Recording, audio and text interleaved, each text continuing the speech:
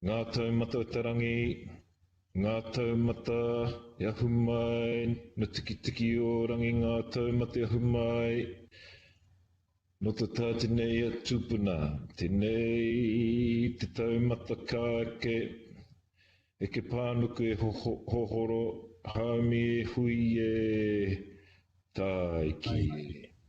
A tēnā koe Chris, koutou mā, ngā kai kaunihera, te tīmata, te tātenei hui I rungi te reo tūtahi o tēnei motu, te reo o tāmaki makaurau, mai te tihi uri o Ngāti Whātu e mihi kawana ki a koutou, ki a koe hoki e te hiamana, e Chris, te koromatua, e Phil, me tō tātenei rangatira, Alf, tau mā koutou a ngā tini Māori, a ngā koutou, a ngā rangatira e noho ana ki tēnei komiti. Huri no te whare, tēnā koutou, tēnā koutou, tēnā koutou katoa.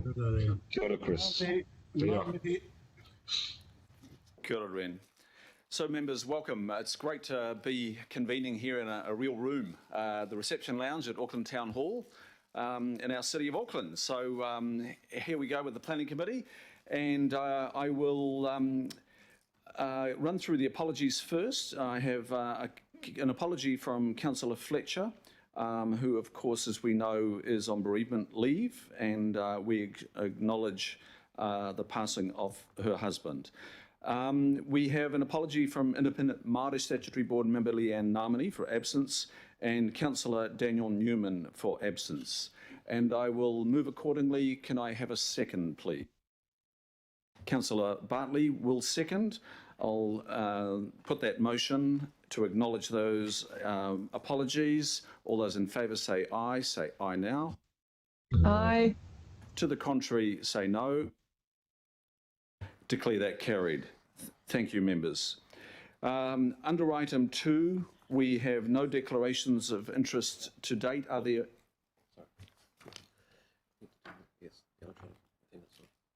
Sorry, I need to go through the electronic attendance and just getting used to the new systems of not having everybody in the room. So I will call for the attendance, and I should have done this before the motion, but I will call for the attendance going alphabetically. Councillor and Deputy Mayor Cashmore. Here, sir. Councillor Bartley. Present, Chair. Independent Māori Statutory Board member Renata Blair. Aye, kia ora. Councillor Kathy Casey. Morena, Chris. Councillor Afeso Collins. Alpha Chair. Councillor Pippa Coombe. Kia ora, Chair. Councillor Linda Cooper. Kia ora koutou katoa. Councillor Angela Dalton. Present. Councillor Alfiola Paina. Ngā mihi kia koe Renata and aye. Mayor Phil Goff. Kia ora. Independent Māori Statutory Board Tō Henare. Present and accounted for. Councillor Shane Henderson. Kia ora. Councillor Richard Hills. Kia ora, I'm here. Councillor Tracy Mulholland. Kia ora, Chair and Councillors. Councillor Greg Sayers. Present, thank you. Councillor Desley Simpson. Morena. Councillor Sharon Stewart. Good morning. Councillor Wayne Walker. Yes, here. Councillor John Watson. For Chair. And finally, Councillor Paul Young. Good morning, Chair. Now, I just need to, it's moved and seconded, so I will put that motion now. All those in favour say aye. It's a separate one. Aye. So it's a separate one, but say aye. Aye. Contrary, say no. I declare that carried. And that was moved by myself and Councillor Bartley. Thank you. Now we will proceed to item 2, declarations of interest. Are there any further declarations of interest for this meeting, members? There being none, we'll proceed to the confirmation of the minutes, and I will move confirmation of the minutes of 5 March. Can I have a second from the Deputy Chair, please? Councillor Bartley? received that, and I'll put that motion. All those in favour say aye. Aye. Aye. Aye. Contrary, no. Declare that carried. Thank you.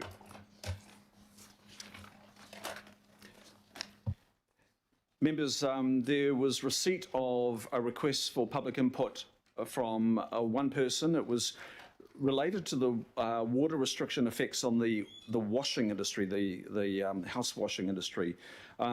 This was directed to me, and I had advice from staff that this was better directed at the Environment and Climate Change Committee, remembering that the Environment and Climate Change Committee has jurisdiction over the water strategy. So the requester has been directed to that committee, and for today accordingly declined. Go to local board input under 6. There has been no request for local board input under 6. And, sorry, I'll just go to Councillor Walker. Sure. I just wanted to make a quick comment, Mr. Chair, and that is that I can appreciate that the opportunity for that particular person to speak was denied.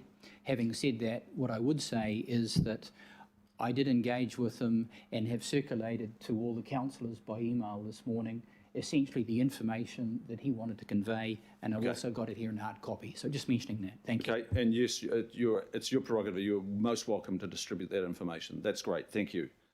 Item 7, there are extraordinary items. Now, I'll just check this. Are there any extraordinary items? There being none, we'll proceed now to item 8, which is a notice of motion, and I've received a notice of motion moved by Councillor Walker and seconded by Councillor Watson. You have it on your agenda, members, and at this stage I will hand to Councillor Walker. Thank you very much, Mr. Chair. With your leave and the leave of the other members here, I'd like to suggest one small addition, and that follows on under C, and essentially it just states, note that limited work has been undertaken to date. And I'll just repeat that, note that limited work has been undertaken to date. And essentially that is just reflecting that, yes, there has been some work, but essentially it has been rather limited. So I'm happy to move the Just before you do, notice of motion. Sure. But the standing orders require me to ask if all the members agree to that addition. So firstly, maybe the question is there anybody who disagrees with the, it's not an amendment, it's an addition prior to the motion being moved. It has to be, according to the standing orders, agreed by all the members. So is there a voice that is not supportive of that addition? Can I have a question, please, Mr. Chair? I'm just unsure when we say limited work has been undertaken to date. That's what I don't understand, because we spent a huge amount of work on this strategy and went out to public consultation. So what to me, that's quite misleading. So can I have an explanation maybe from staff, because I believe that's an opinion. So look, I can't allow any, I don't think I can allow any questions at this stage or any debate on this. I either have to... Okay, so I don't agree with that addition then, because I don't have enough information to neither agree or disagree with that addition. Okay, so can I just take it, are you a dissenting voice? And you're most welcome to, Councillor Cooper. Are you a dissenting voice to accepting this, these extra words?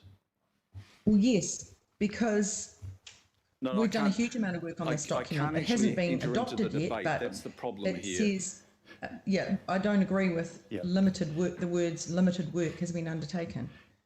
Point of order, Mr. Chair. Look, if it's helpful, perhaps you'd get everybody to agree if we just said some work has been taken. If Wayne's happy with that. More than happy with that. Yeah, then I think it takes the controversy out of it. Okay, thank you. Councillor Cooper, can I go back to you? Are you comfortable? Councillor Walker's in the room here, in the meeting room, nodding affirmatively that he would change it to noting some work has been undertaken to date. Yes, I agree. I agree with that. Just point of order, Mr. Chair. And Councillor Watson. I don't want to delay that, but just in terms of the standing orders, I mean, you're right. The mover of the notice may alter it with the consent of the meeting. It doesn't have to be the unanimous consent. It just has to be the consent. There's nothing about unanimity there. Just bring that up. Thank you.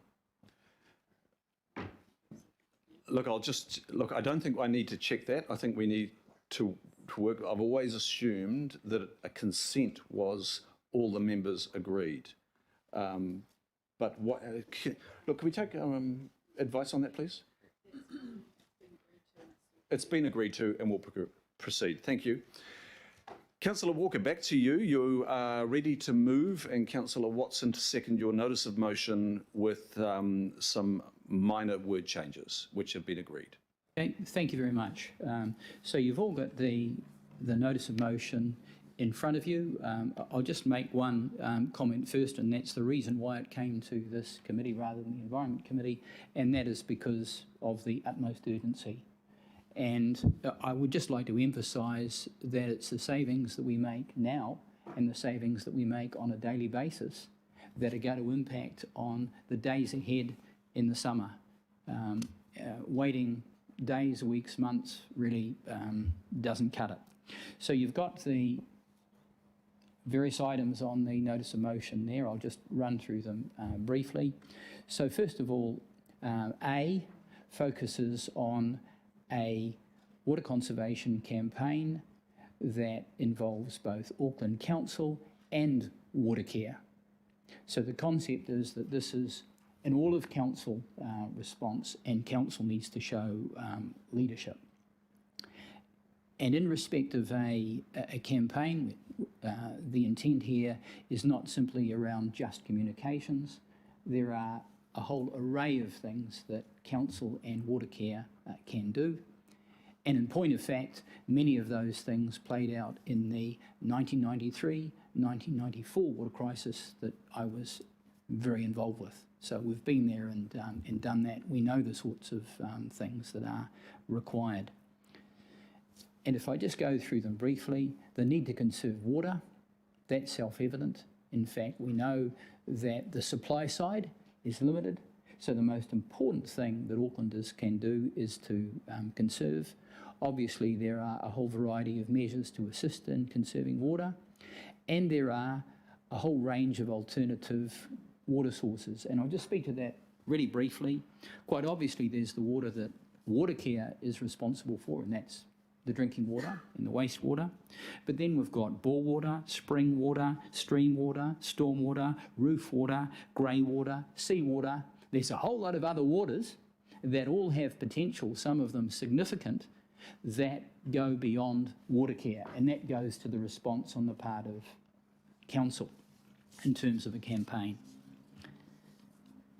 And then across council, aside from Watercare, you've got Healthy Waters, who obviously deal with stormwater and they deal with streams. You've got Consents, who deal with bore water and the like. You've got planning. There are many parts of council that need to be involved in successfully meeting this crisis. Part B mentions that there are a number of businesses affected. And the reason that I'm raising this now, and the reason why you've got the email that's been circulated by an association of a number of businesses affected, is those businesses are having severe problems right now because the perception is that you shouldn't be doing any water blasting, you shouldn't be cleaning homes and the like, when in point of fact, it is possible to do those things using very minimal amounts of water, and preferably water that's not the reticulated drinking water. But it is really important to get that message across, otherwise a number of these businesses who are already severely affected by COVID will go to the wall. So there's a message that needs to go out quickly. Part C mentions that we deal with a water climate resilient strategy for Auckland, and we know that we clocked in quite a bit of effort to our discussion document around this, but at this point it's simply a discussion document, and that needs to be lifted so that's a strategy. And that would be similar to water strategies that many Australian cities have, for example, the City of Melbourne. And the importance of that is that strategy is then able to direct all parts of council, particularly Watercare, because all of the council-controlled organisations have to comply with council strategies, plans and documents effectively. Then D, that Watercare Services Limited and Auckland Council report back to the governing body on or before the 25th of June. I'd like to see that prior to the 25th of June, and that goes to an update, measures taken and next steps and timeframes. And if I can just speak briefly to that, not only are we obviously reporting to council, but that is an important mechanism to communicate to the public at large, and that is absolutely crucial. I would suggest that this campaign needs to be collaborative, and that involves businesses and the public. It needs to be dynamic and adaptive because it's going to change and we can't forecast what that circumstance is. It has to be broad. It follows that it should be scenario-based because, again, we have uncertainty. We need to have targets so that we can get people involved in meeting goals based around targets for all of Auckland, and quite obviously it needs to be resilient. And I would suggest if it is collaborative and it's transparent, then there is a maximum of opportunity for the public to get involved in saving their water. And I would like to emphasise that because it is Aucklanders that are using the water, and they are the ones that are going to determine whether we have a successful campaign or not. Just further, I have got some supporting notes. You can read those. One of the things that those notes emphasise is the uncertainty, particularly as it goes to weather and climate change.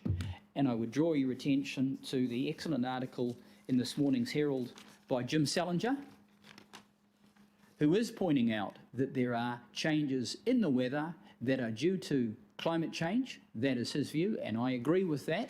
So we could be in for a long run here. So this may not be just a crisis that we're dealing with this year. It may be an ongoing situation, and I know that the Chair, Councillor Darby, is onto that in terms of a strategy that deals with the planning issues. So really that's all I want to speak to, Mr Chair. Other councillors are welcome to make some comments. I would hope that everybody is in support of this. Thank you very much. Thank you, Councillor Walker. Councillor Watson is the seconder. Would you like to speak now? Or yeah, sure. Invite Councillor Watson, please. Yeah, thank you, Mr Chair, and I would thank Councillor Walker for bringing this notice of motion to us at this time, and for you accepting it as the Chair. It's incredibly timely. I'm sure one of the main themes of the CCO review will be, from the CCOs coming back to us, is the desirability of direction, and that goes to not just CCOs but within the council itself. So as much as there's been commentary on the CCOs, one of the concerns they've got is that at times they seem to lack a degree of direction, and I think this is an attempt to do that, and it's very welcome. Now more so than ever, we have a combination of climate change, COVID-19, and this water crisis all coming together. So we're in a bit of an eye of a storm here, and I think it really requires us as a governing body to step up and provide some direction to the organisation as a whole. I just want to pick up, Mr Chair, very briefly on two elements of the notice of motion. The first one to do with the need to conserve water. That and other measures are things that can be done at virtually no cost to the council, but I think they can be done far more vigorously and far more effectively if we have some more strategic approach to conservation. As much as Auckland stacks up, reasonably well within New Zealand and internationally, it's clear that a lot more can be done. And you only have to look at some of the statistics that Watercare have got in terms of residential usage, which makes up about 54% of the use of the reticulated supply within the household. So we're concentrating on outside the household at the moment, which is a rather paltry 12%, and it'll be even less now in terms of winter usage. But if we go to the shower, 27%, the toilet, 18%, taps, 14%, those things collectively come up to about 82% of residential use. A lot more can be done. I remember back in the 90s, my dad installed his own tank, plumbed it into the toilet to use the water off the roof for flushing the toilet. Admittedly, he was a Scotsman, so everything stacked up economically, I can assure you of that. Straight away, there was a 20% saving in domestic water use. That was a small, inexpensive tank, and if you look at the range of products now, there's a number of them around that, 1,000, 3,000 litres that are anywhere from about $800 to $1,200. We can do a lot more to encourage people in that respect. When it comes to water conservation, we already have segments of our society in Auckland who can lead the way. The people on tanks, they had an early rerun of this, or run of this, of what was coming in January and February. The people, the ward councillors that have a high degree of tank users in their community know all about those. Those people are incredibly conservationist minded, could teach us all a thing or two. Other than this crisis, I have neighbours who are entirely, this is in an urban environment, entirely dependent on their tank supply, so they never fill up. They might have had to fill up once this time, but generally entirely self-reliant. Myself, I'm one of the relevant multi-millionaires of Whangaparā, and that I have a tap at the outside and the tank. So the last couple of days' rain, by my calculation, that is 3 or 4 weeks water supply for my household, and they are heavy users. Other than me, continuing the proud Scottish tradition, the rest of them are pretty lavish in their water usage. So there's a real opportunity for us, Mr. Chair, to make pretty substantial savings over and above what we're already doing with a more targeted education program, and I think this is what this notice of motion alludes to. The other area I just wanted to comment on very quickly was to do with the businesses, the noting part of this notice of motion that goes to businesses on water restrictions. We have a case now where we are making an effort to supply non-potable water via tankers, but if we look at other countries, for instance, if we're talking about perception, public perception of water use, which we are talking about, that's what Watercare says. In Queensland, they dealt to that issue not with restrictions on small businesses, but with education of public perception and business use of water. So they dealt to that problem quite a different way than us, that did not put businesses to the wall, that did not affect employment. Now, so we need to do that, because as much as efforts have been made, they are not working with businesses. So I'm hearing from businesses where the practicalities of delivery and use of the 3,000 litres just isn't working. So that is something that can come up through this process, Mr. Chair. I've read the discussion document, and I think it's important we realise it's not a strategy, it's a discussion document, and it has a lot of good stuff there. A lot of, well, for me, it wouldn't take too much to transform that into a strategy. As it stands, the documentation we've already got. So we don't have to reinvent the wheel, but we do need to put a number of the key features of that discussion document into action, and into action quickly, not the usual kind of laborious process that drags out over years. We need to start doing a number of that stuff now. They identify all the key issues in that discussion document. They point the way forward in terms of conservation and in terms of council's involvement. So I think when we get to the essence of this notice of motion, Mr. Chair, it is to provide some direction to what we have already identified in that February 2019 discussion document. But in this new world, and I think you've been prominent, Mr. Chair, as much as anyone in promoting this, we need to act. We need to do things, and we need to do them in a timely manner. And this is what this notice of motion seeks endorsement from the committee members. So I hope that is a unanimous support for that. Thank you, Mr. Chair. Thank you, Councillor Watson. Good words. Mayor Goff? Thank you very much, Mr Chair, and thank you to Councillor Walker for bringing the motion before us. And I want to say right up front that I support the motion. I want to acknowledge the work that has been done, because some real work has been done. All of us, I think, here in the room and online attended the briefing by Watercare on Tuesday, and it was good to hear that some of our top 20 water users have reduced, the industrial users that is, have reduced their usage by 20%. And this morning's figure, the demand yesterday was 406 million litres a day, so that's within the new target of 410. And our lake levels have gone up a couple of percent, 44.91%, with the rain in the last 8 or 9 days. Now, in saying those things, I don't want to induce any complacency. I think we face the most serious situation in terms of water shortage, certainly since 1993, but possibly even more serious than that. We've had the lowest rainfall in the history of the city, and the rain that's promised doesn't seem to eventuate. And while rainfall would solve our problem, we can't rely on that to be a self-solving problem. We need to do more than we're doing, and that means we need to do more in restricting demand, and we need to do more in increasing supply. Basically, it comes within 2 different categories, and I think the notice of motion refers to both. We need short-term immediate action, because in 6 months' time we could be facing the worst water shortage this city has ever faced.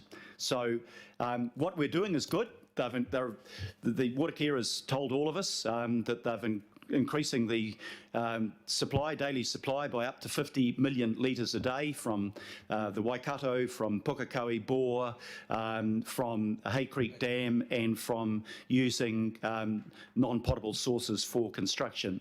All of that's good, but it may not be sufficient if we don't get the rain to prevent an emergency, a crisis occurring by summer. So clearly the message is to Watercare, we need to do more. To date, Watercare has largely handled this issue as an operational matter. I think it's time now, because of the risk of the scale of the crisis, should it eventuate, to elevate that to a strategic level. And I've asked Council and I've asked Watercare to have senior officials from both sides to come together to work on both immediate actions that can be taken over and above what we're doing, and also to deal with the medium-term requirements. And I think that group, and we absolutely need the collaboration between Council and Watercare to the maximum extent, but I also think they need to report regularly to us, and I think they need to have oversight by a political reference group. And that's what I will in due course be proposing to everybody here. I'm intending over the next week to meet with the Waikato Regional Council. One of our medium-term solutions was 200 million litres a day from the Waikato. We need to spend 300 to 350 million to treat that and to pump it up to Auckland. That's a hell of a lot of money, and for a lot of the time it'll be redundant, but surely it's a better solution than having a crisis where Auckland runs out of water. Now, our problem is that for 7 years that has waited on the waiting list for resource consent, and we're still only 89th. And I think that points to possibly a shortage of resources on the part of the Waikato Regional Council. And I think we need to work together with the Regional Council to go to government to say, look, we've got to change the system and we've got to change the resourcing, because you can't wait for 7 years for, because we can't start building a plant until we've got consent to use the water. So we do need that consent, and we do need to work with Waikato Tainui to deal with any issues that they may have. They are an essential partner in this. Hamilton Council has kindly given agreement in principle to allow us to use 50 million litres a day of their consent that they're not using. But we're waiting till the end of the month for the council to meet. So I want to meet with Hamilton Council, I want to meet with the Waikato Regional Council, I want to meet with Waikato Tainui, and I'll be doing all of those things within the next week. Tank water, Councillor Watson spoke eloquently about that. I've relied on tank water for 30 years, and Councillor Cashmore for considerably longer. I won't say because it's been forever. And Councillor Walker. And that teaches all of us 2 things. One, it teaches us to conserve water, but it also teaches us we have to have the supply. So I've got 80,000 litres storage of water at home, and in the middle of the worst ever drought, those tanks were still a third full. And the first rain on the roof from the barn and the house damn near filled those tanks again. So we need to look at the roof water. We need to be more serious about that, removing disincentives, providing incentives. As well as the Waikato, and we can't rely on the consent being given, even when it's heard, we have to look at the other options. Desalination is one, I suspect too expensive, but we need to look at the option. And the other is recycling wastewater, which is the ultimate in the circular economy, which all of us in our green moments talk about. So those are the things that we need to do in the medium term. But right now, I want our top people on council, our top people on water care, oversight by this body or by councillors and reporting regularly, probably to the governing body, to do everything we can between now and December to head off the crisis that will occur if it doesn't rain enough. We can pray for rain, we can hope for rain, it's not good enough. We need to use every mechanism available to us to provide that guarantee. And thank you for your indulgence for going 59 seconds over, Mr. Chairman. Thank you. Thank you, Mayor Goff. And for those that aren't in the room, I do note that Mayor Goff is not wearing a tie. Now, that is one of the first times at a formal meeting of the council I've seen the Mayor very relaxed. It's a post-COVID look. And that goes for the Deputy Mayor and myself as well. And quite a few others. So we'll go to the next speaker, and that is the Deputy Mayor without a tie. Deputy Mayor. Thanks. Thank you, Mr. Chair. And I'd like to acknowledge Councillors Walker and Watson for this notice of motion. Councillor Philip Heiner and I were going to put forward an amendment which was actually talking exactly about what the red letters up there say, that there is work that has been underway for a number of years.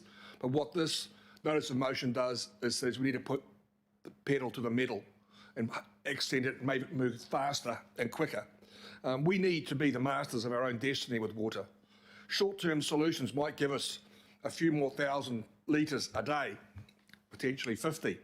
And then we've got a medium-term solution of the 200,000 litres once the facilities are built, which is probably a 2 or 3 year build. 200 million, sorry, yeah. In the meantime, though, we must look at what the households are doing, and Councillors Watson and Walker and the Mayor both emphasise that, so I will not repeat it, because there are solutions there. But none of them give the level of resilience that is going to be required for this city. Under a more condensed living model, water tanks become harder and harder. So we need to find another source of water. I would suggest to you that dams are probably too hard, and the RMA now, there's not many places left, even if there are any. We need to look at desalination or repurposing of wastewater.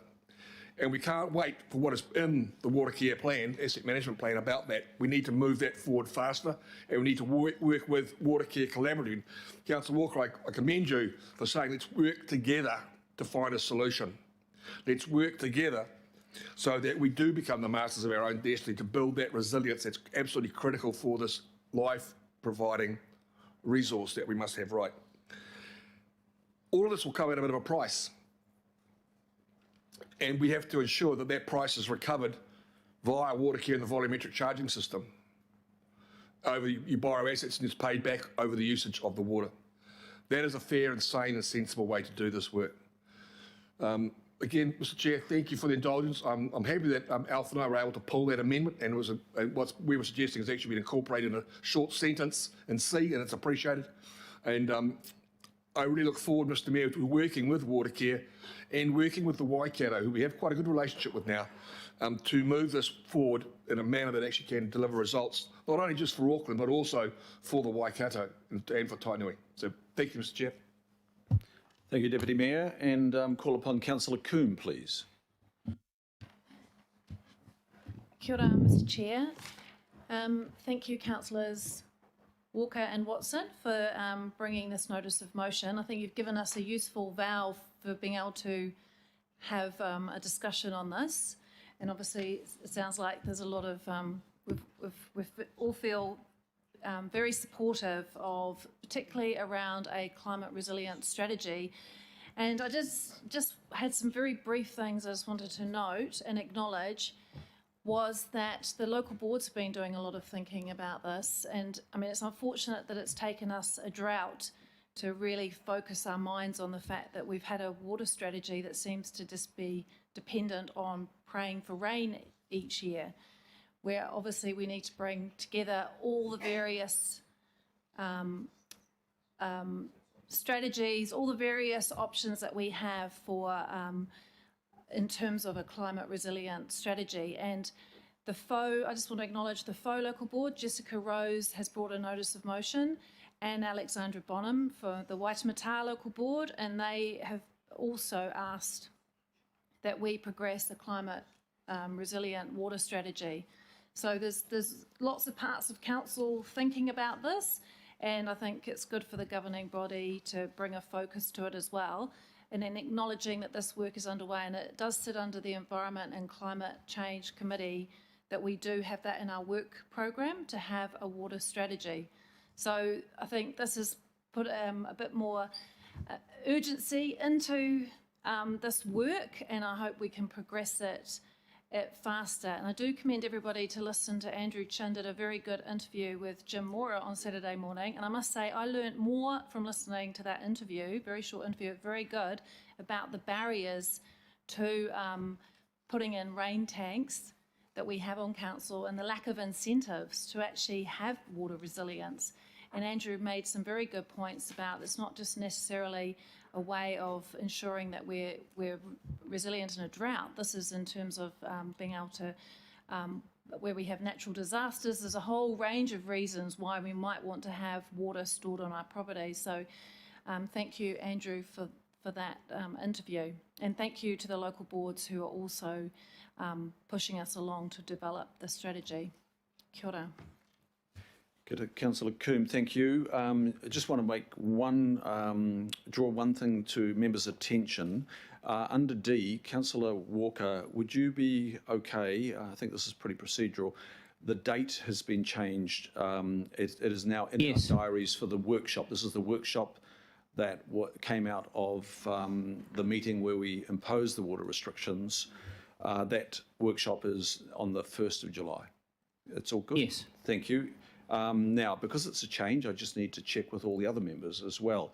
Does the meeting consent to that change? I think it's an obvious one. Thank you. We'll proceed. And Member Tauhenare, please. Thank you, Chair.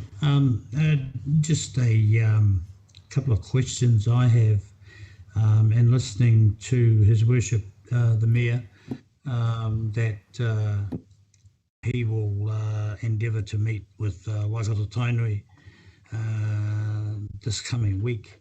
That's good news. My question really was what consultation with Waikato Tainui has there been? There's been a lot of press coverage of taking extra water from the Waikato.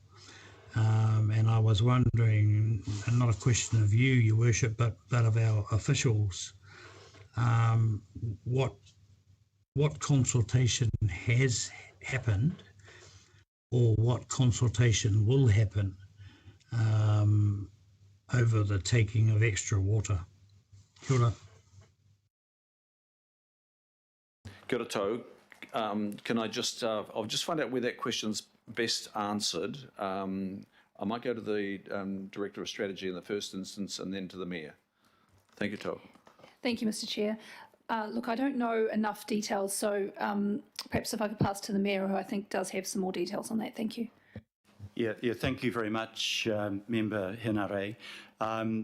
The Watercare Board, I think it was, met recently with Ruku Moana Schaafhausen, and I've been in contact with the Minister of Internal Affairs, who's obviously Waikato Tainui, and will be seeking a meeting with Ruku Moana at an early date, and whoever she may wish to have at that meeting, We are fortunate that on the board of Watercare we have Hinarangi Raumati, who is Ngāti Mutanga and was the Chief Financial Officer for Tainui Group Holdings.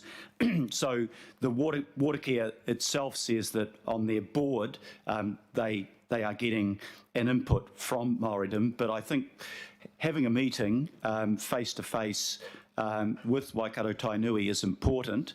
I've also been in discussion, you might not have been brought up, it was just a recent discussion with David Taipari, and I've asked him to be part of the group that go down and talk to Waikato Tainui, so that we can work through, the sense I get is that they would like to help with the immediate and urgent situation.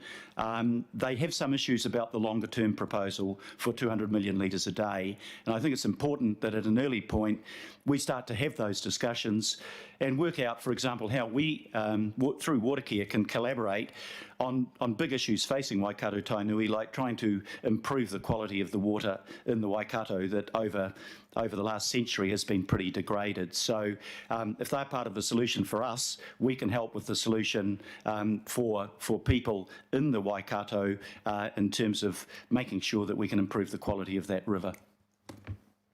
Thanks, Mr. Mayor. Thank you. Kia ora tau. Councillor El Filipaina, please. Thank you, Chair. And look, I just wanted to sort of make a few comments around the recommendation. Sorry, the notice of motion, which obviously I support.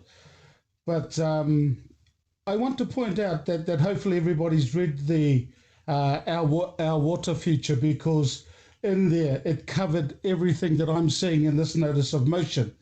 I also note reading that document that went out from the 17th of February to the 19th of April, that there was consultation. I also know why the strategy itself, or the work being done with our water future, why it ended up stopping, and that's because it somehow ended up going from Andrew Chin's department to strategy, and we then ended up just basically getting nothing done. In regards to working with Watercare, I also know during the consultation and the forming of that particular document, I also know that Watercare and former councillor Penny Hulse,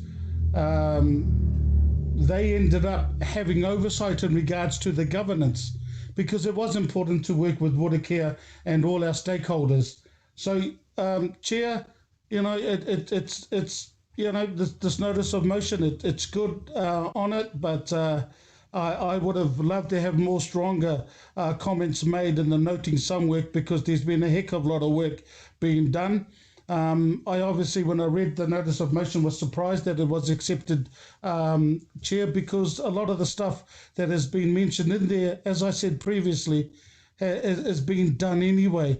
But Chair, I just want to say thank you around the 1st of July 2020 with that workshop, because we were all advised of that particular date in July.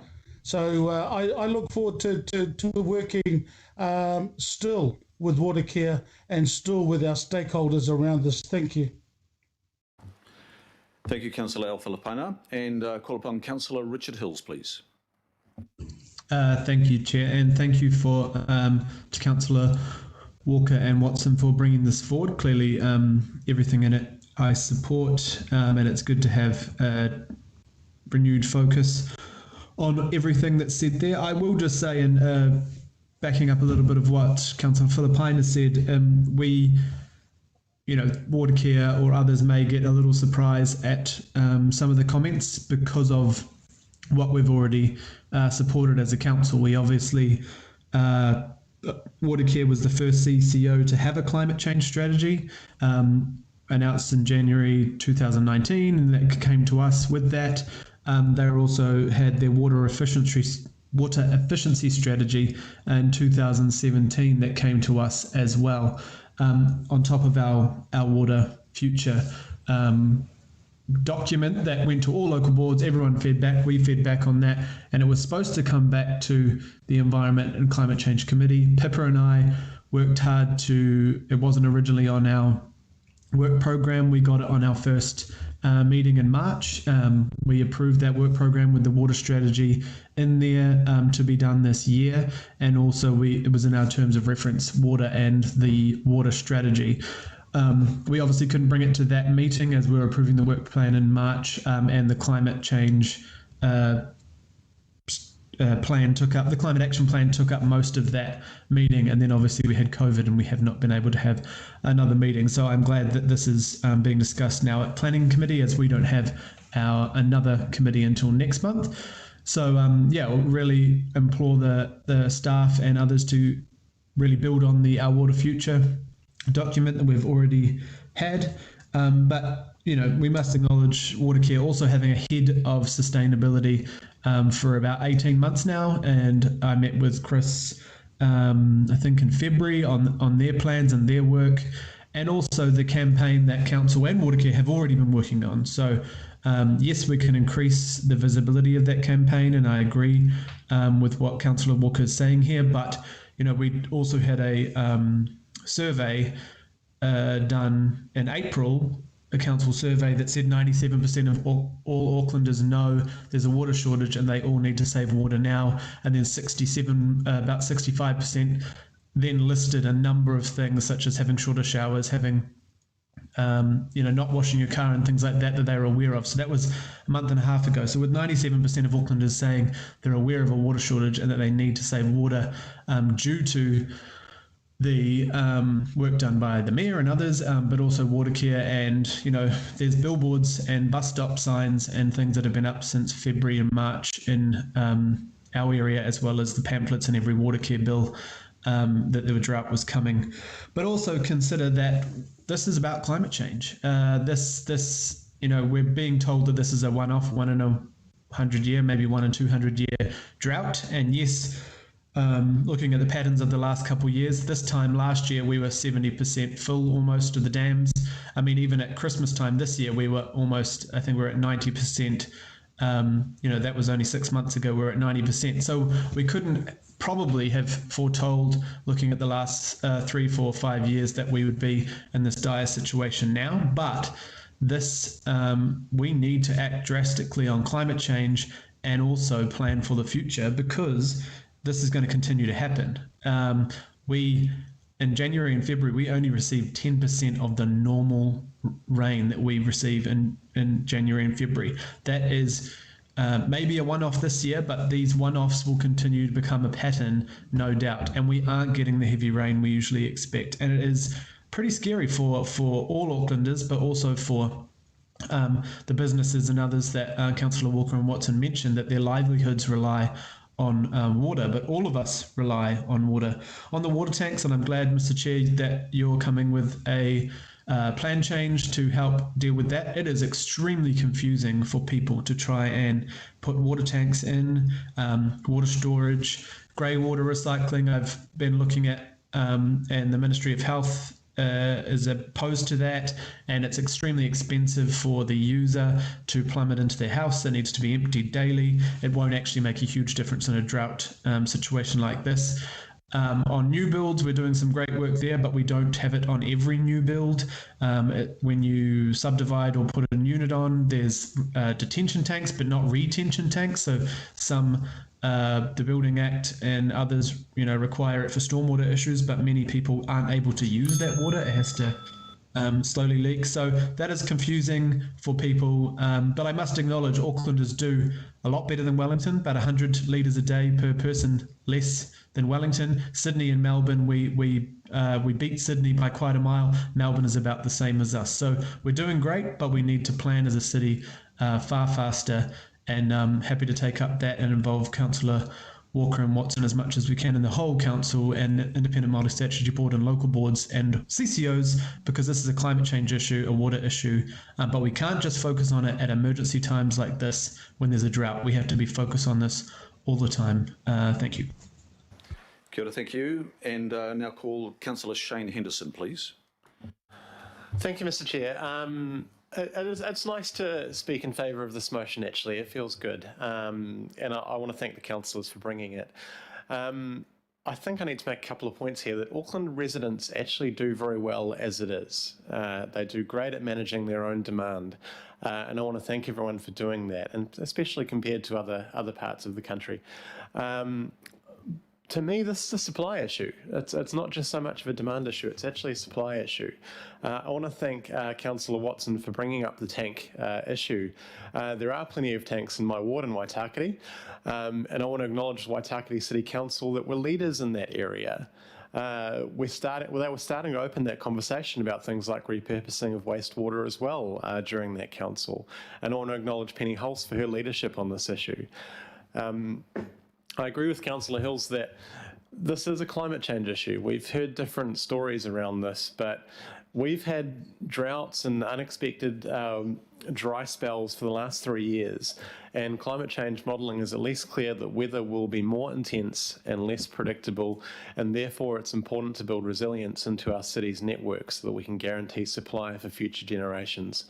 We're certainly not the only city in the world discussing this, and all the time we're hearing about various large cities across the world that are struggling with their water, places like Cape Town, and I see Chennai in India was the latest.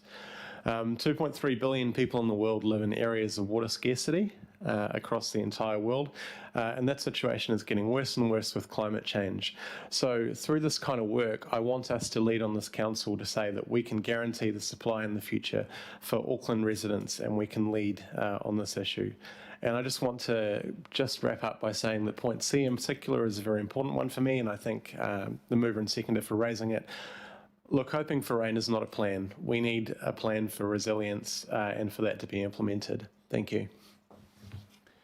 Thank you, Councillor Shane Henderson, and now call upon Councillor Linda Cooper. Thank you, Mr. Chair. I'm really pleased we've got this notice of motion because it really does highlight what council and water care are doing together, but also I think I want to acknowledge the Mayor for putting together or implementing councillor liaison roles, because I think, and there's several of us around the table that have those, and I think that's also allowed, I suppose, a bigger lens into our CCOs. We have the CCO review going on and the oversight committee, and I think that that actually opens up the way for us to work together better. And this really, this drought and this crisis has highlighted that need greatly. And for the skeptics out there that we see in social media world that say we're doing nothing, this really highlights the things we are doing together and the things we need to do together and we intend to do together. And so for me, that's really important to let our public see that.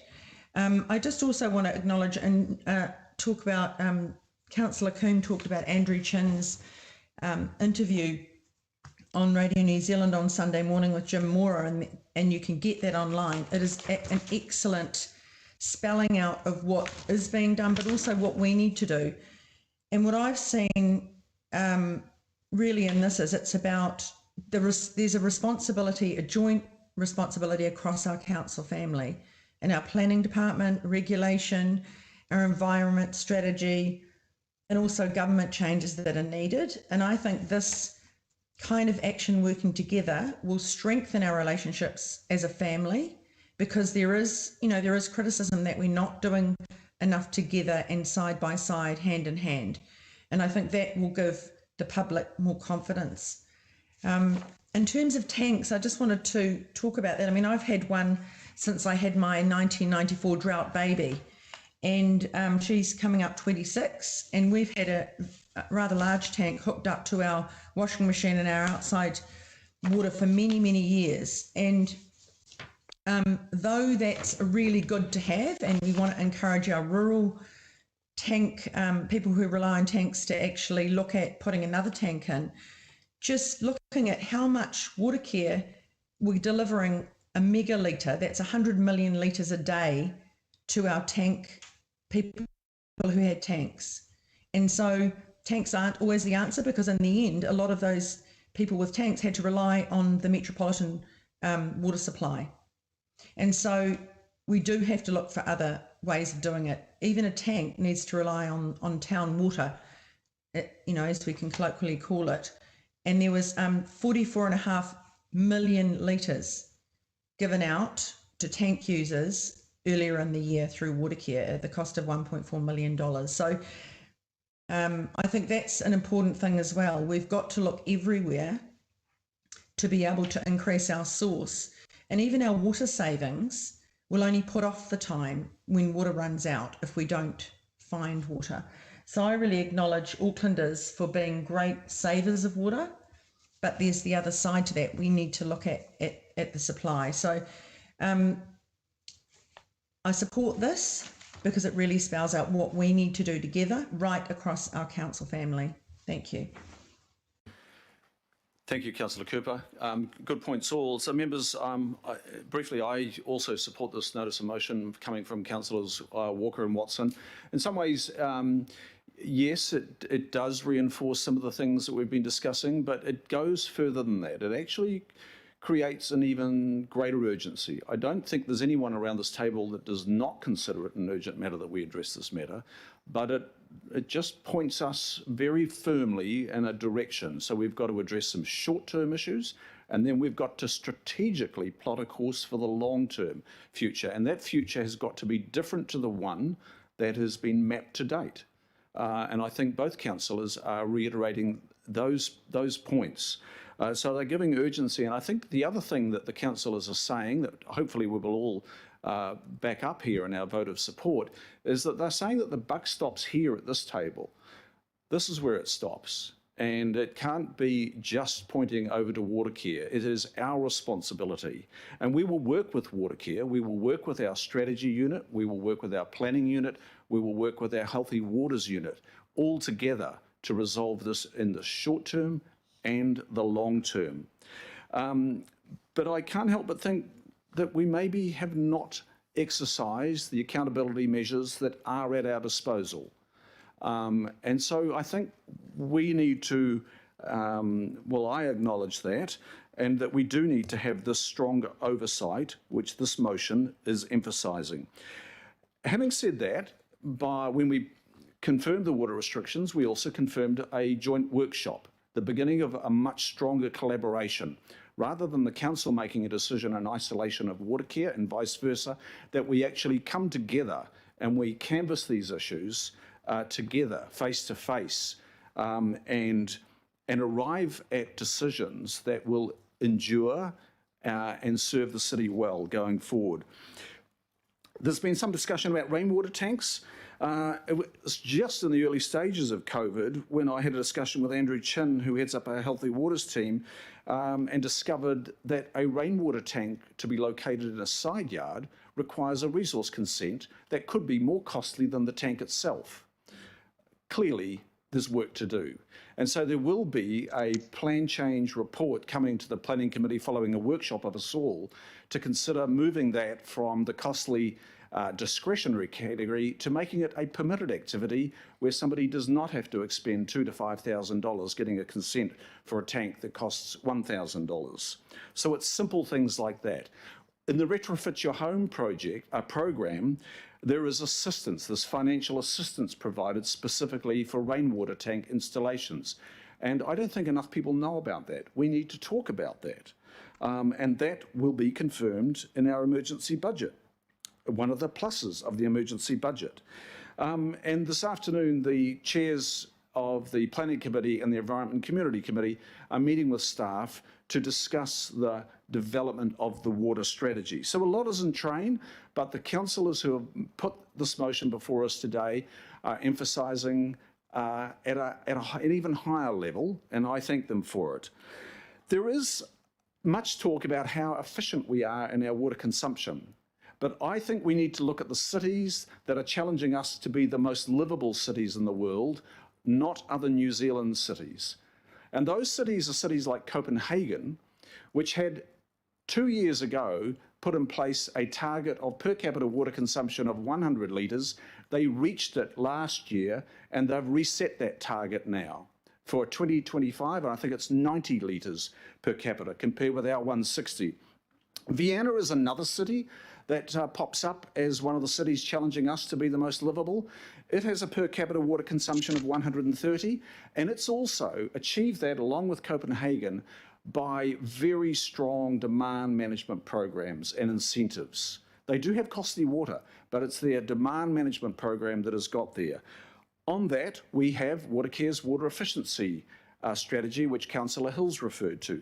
Let's have a look at that and see where they're up to on that, because one of the things that I noticed on that strategy was a requirement for all developers to smart meter new developments. Now, I know that's not happening, because I've just checked in with Watercare, and for any vertical development, multi-unit development, there is usually only 1 metre at the development. No, only 1 metre. Vienna achieved their targets by metering every user. Now, there might be a cost to that, but let's look at the costs and the benefits. So that demand management program, I would like us to give a lot more consideration to thinking about demand and not just about the big capital supply solutions. Unless we get things in balance here, we will be spending inordinate amounts on big ticket solutions. And Member Henry highlights the value of the Waikato River. It is not, and I'm maybe paraphrasing you here, Councillor Tauhenere, but it is not just water to be taken. It is of cultural value as well, and I think we need to recognise that. So let's take this opportunity of supporting this motion and reset and redirect and give this the real focus and attention that this council must give this issue. And I will be supporting all parts of the motion. And I thank the mover and the seconder. Now, Councillor Walker, you do have a right of reply. I'll just make a few incredibly brief comments, Mr. Chair, and very encouraged by the support around the table that's here and the wider table of those that are online.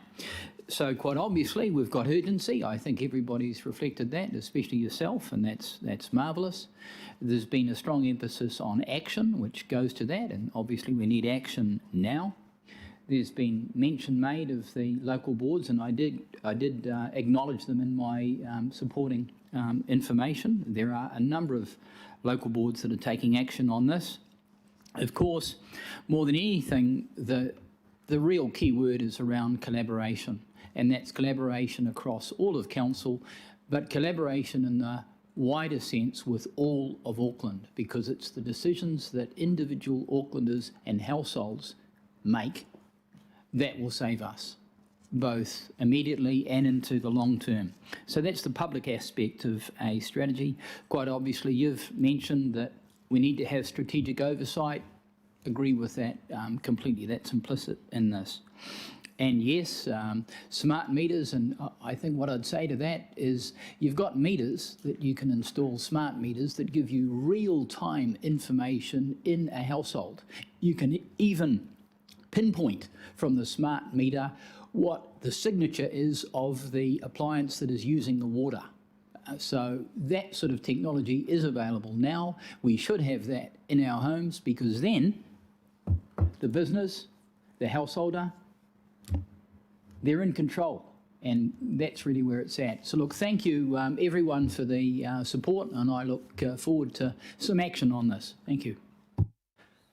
Thank you, Councillor Walker. Thank you, Councillor Watson. I will put the motions before us. It's A, B, C and D that the members are voting on. I would be happy to take this on a vote of voices, and I will do so.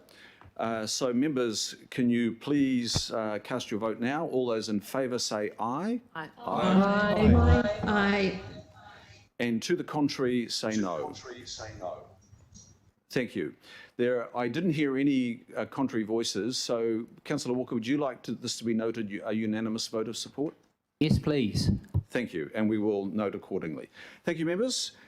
We will move to item 10, and that is the Innovating Streets paper, and I will move this motion at the outset. Councillor Bartley, would you like to second? Thank you. Can you note the red amendments? Well, they're not amendments, they are changes, sorry. Members, could you please note the reds? They were not in the report. There's been a lot of discussion just in the last 24 hours between NZTA, who are the primary funders at 90%. You don't get a better deal than that. Well, you do, it's 100%. And discussions with Auckland Transport and the authors of this report and our Director of Strategy. Now, at the outset, now we've got Lisa Bloss as the author of the report coming online.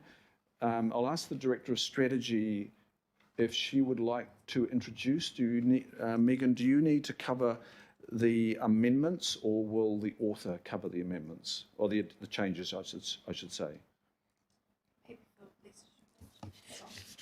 Thank you, Mr. Chair. Look, I will leave it to Lisa and the team there is a presentation, there's just a few slides to go through. And Lisa and the team, if you can just cover the changes as well, please. Thank you. Okay, Lisa, I'll hand to you. It's Lisa Bloss, who's a Transport Advisor. And Lisa will take us through a presentation right now. In your hands, Lisa. Thank you, Chair. Yes, I'm here.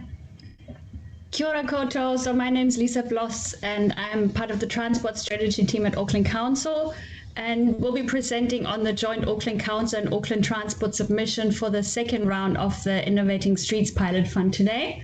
We can go straight to the next slide, please. Okay, so there are a few changes, but I'll first give you a quick outline of what we'll be talking about today. So I will start off with a brief summary of the fund again and of the outcomes that Waka Kotahi NZTA seeks. Then I'll hand over to Greg Bassam from Auckland Transport to give you an update of the round 1 projects. Then Mark Maxlow from Customer and Community Services will talk about the process that the project team is following for the development of the round 2 application. And then Liz Nichols from the Development Program Office will give you a summary of the expressions of interest received and the list of projects that the project team recommends to be further developed for the final submission to Waka Kotahi. And Jenny Chetwin from AT will give an update on the decisions taken in the AT board meeting yesterday. And just as a reminder again of what we also told you in the emergency committee in May, today we will talk about the 2 rounds of the fund for tactical urbanism projects. And this is separate from the COVID-19 response projects, which are funded under a separate process, which is based on cost recovery, and that's handled by AT. So we are not talking about those COVID-19 response projects today. Okay, so for this slide, just to clarify again, the purposes of this and the previous committee reports on the Innovating Streets Fund. In the emergency committee meeting on the 7th of May, we sought endorsement of the presented list of Auckland Transport and Panuku-led projects that were then going to be submitted to the first round of the fund, which closed on the 8th of May. And we also got approval from the committee members for the application development process for the second round of the fund, which closes on the 3rd of July. And in today's meeting, we want to give you an update of the application development process and present to you the list of recommended projects, which would then be further developed and assessed into a full application for the second round. And now this is a new recommendation that's not on the slide yet. We'd also like the committee members to note that the project team will further refine the projects on the recommended list as full applications are worked through, and that only projects that closely meet the Waka Kotahi and council family criteria will be submitted to Waka Kotahi for consideration. And we also seek delegated authority for committee members to approve the final application package before submission to Waka Kotahi on the 3rd of July. Okay, next slide, please. Thank you. So before the project leads go into more detail on the process and the project proposals and the updates from AT, I'll give you a recap of what Waka Kotahi is looking for in the projects. So the fund intends to help councils deliver more people-friendly streets that improve safety, encourage people to spend more time in the streets, and encourage people to walk and cycle more in general. And the fund wants to do this by supporting initiatives that use techniques of tactical urbanism for low-cost, temporary pilot projects that can be rolled out rapidly and changed easily, but that also have a pathway to permanent solutions. And this means that projects that the fund supports are supposed to be a trial run for more permanent solutions that test key aspects of those solutions. And this is a form of consultation by doing to get communities engaged and save money in later stages of the project. Co-design is also a key requirement of the fund, meaning that the community is involved in the planning and design phases of projects. All projects are expected to be delivered by next year, June 2021. And projects are supposed to be small scale and seek maximum funding of $1 million. Waka Kotahi will provide up to 90% funding of the accepted projects, and 10% of the project cost must come from local sources. And it's also important to note that only road controlling authorities and territorial authorities that are approved to receive funding from NZTA are eligible to apply to the fund. So that's Auckland Council and Auckland Transport, and that other CCOs or external stakeholders who would like to propose projects are not able to do so themselves, but must go through our joint application. And this is why Panuku and Kainga Ora project proposals are included in our joint application. And then I also just want to mention that in the last few days, we've received some feedback from Waka Kotahi already on the first round of projects submitted. And this feedback clarifies their strong expectations that projects need to be able to demonstrate that they have a clear pathway to permanence, and that Waka Kotahi is very focused on supporting quality projects that are appropriately scoped. So this is important feedback for our further application development process, and the project team will make sure that only projects that meet the required criteria will be submitted. And thank you, and I'll hand over to Greg to give you an update of the round 1 projects. Thanks, Lisa. So just to give a recap and a bit of an update on the first phase of applications, we initially submitted 15 applications. So 12 of those applications came from Auckland Transport, 3 from Panuku. We were initially expecting a funding decision from Waka Kotahi NZT on the 8th of June, by the 8th of June. We understand that given the volume of submissions, that has now been pushed out to mid-June. We're also working with Waka Kotahi for improvements for the second funding round applications. So obviously that first round was a bit of a test bed with it being a new fund. So we are working with them to look to see how we can improve those applications for the second funding round. We're also looking to some of the funding applications as part of the first round. We're looking to provide greater information back to Waka Kotahi NZTA. So as part of the second round application, some of those first round applications may be resubmitted with a greater level of information, should Waka Kotahi NZTA request it. Over to you, Mark, to talk about the process. Thank you, Greg. If we can move to the next slide, please.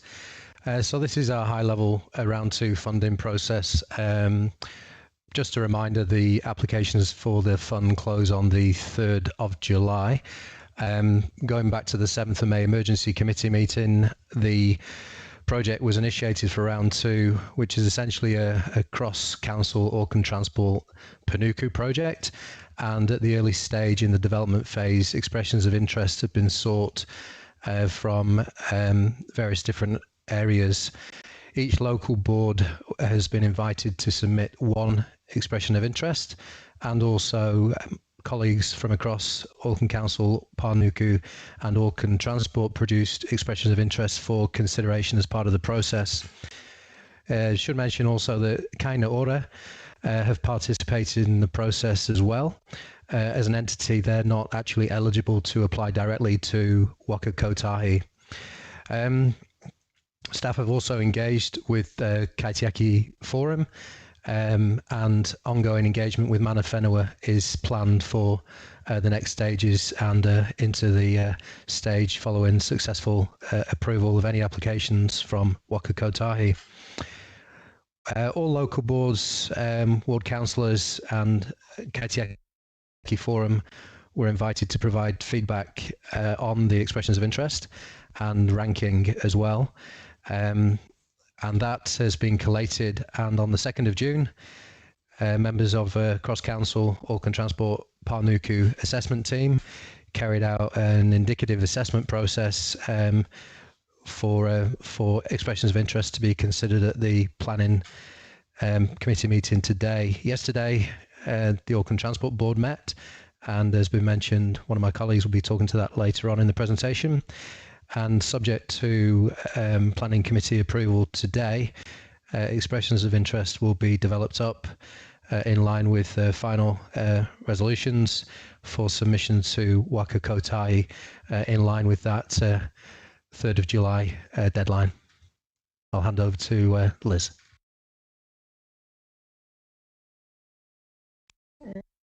Thank you.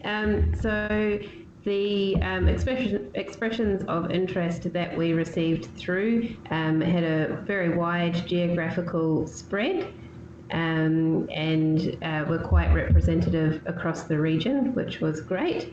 The key outcomes that the EOIs were seeking to achieve were around safer streets for pedestrians and cyclists, targeted traffic reduction, pedestrian safety around schools, reallocation of street space to people, and wayfinding. So many of those themes are consistent with the criteria set by Waka Kotahi. Next slide, please. The assessment day was intended to be a panel process where we worked through all of the EOIs that were submitted, and the idea was to have a look at what was submitted, and based on the information in the EOI, which was just a light touch initial expression of interest, to rank those EOIs according to their alignment with the criteria. So the result of that ranking day, and it's just an initial indication, is that 17 applications were ranked highly, 15 were ranked medium, and 13 were ranked low, and 2 were not recommended as they did not meet the criteria clearly enough. So we do intend that in the next stage of the application process, some of those projects may drop away, and some of them would have a higher likelihood of achieving a high alignment with most criteria as well. I'm just going to hand over to Jenny now to talk through some of the discussions that AT have been having. Thank you. Kia ora, councillors. So the Auckland Transport Board met yesterday and looked at all the transport-related Innovating Streets projects that we're currently considering. I'll give you a sense of the feedback and the direction that they've given us for progression with this initiative and what gets submitted to Waka Kotahi. So first of all, they're really grateful for all the hard work and feedback from the local boards and from everybody who's been involved in this. There's a lot of work that's gone into this, and they are appreciative of that. The second point they made was they re-emphasised the importance of submitting projects from a transport perspective to Waka Kotahi that meet Waka Kotahi's criteria and conditions. They're absolutely emphatic on this point, and they're very keen to make sure that any project that goes up meets the conditions around strategic fit, so the projects are a good fit with mode shift and safety and co-design and Māori outcomes criteria. But they're also very keen to make sure that projects that we submit to Waka Kotahi are linked to and will lead to a permanent project in the future. And there's a permanent project that is on our books and visible, and that project, that the Tactical Urbanism project is linked to. And that's very important for the board, that the projects meet that criteria in terms of being submitted. I don't know if many of you know, but Nicole Rosie, who is the CEO for Waka Kotahi, sits on the AT board as an observer. And she reinforced both those points to the board members yesterday quite clearly, in saying that she wants to make sure the projects that are submitted meet the criteria, and particularly around projects being linked to permanent projects going forward. Last night, I also received from Waka Kotahi some further reinforcement of these points, basically in reflection of our round one applications, and they've reinforced the fact that the applications do need to meet the criteria on both sides. So that's the feedback that the board gave us, and their direction to us was that the final approval of transport-related projects that the board will sign off needs to fit the criteria and the projects need to have permanent projects that they're linked to. So that's helpful.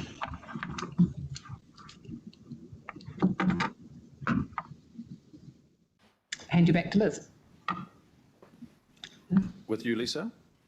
Lisa, sorry. Thank you, Jenny. Lisa, are you with us? Yes. Thank you. This is the end of our presentation. So I guess our three recommendations are that, we seek approval on the projects recommended for further development and authority for a group of committee members to approve the final submission. But first, I guess we open for questions and comments. Thank you, Lisa. Members in the room, the members have just received on their table a letter that Jenny referred to, and it's from Catherine King, Portfolio Manager at Whakarite. And it's being sent to those that can't be in the room due to physical distancing requirements. So the email is coming. It's just a less than one-page letter. It came in very late yesterday and arrived on my desk this morning. And I invite all the members to read that. And if you look at the second paragraph, particularly, it notes that the applications received from Auckland fell short on the following criteria. So I would emphasise that this application we're about to lodge needs to be significantly improved because we are competing with other cities and district councils right around New Zealand, and I'm aware of some very good applications coming out of cities like Wellington, Hamilton and Christchurch. So we need to be best dressed if we're going to secure this funding, and the agency is reminding us of that. Now, Lisa, you would like to take questions on the report and your presentation right now? We'll proceed with questions. Councillor Shane Henderson, please. Thank you, Mr. Chair. And just drawing everyone's attention to 41 in the report, which is risks and mitigations. There's a chance that Auckland might not be able to afford its local share of 10% of the project, and we're all very familiar with the emergency budget at this point. Could you maybe talk us through what the total of the fund is and how much Auckland would be on the hook for, and where do we get it from? Thank you.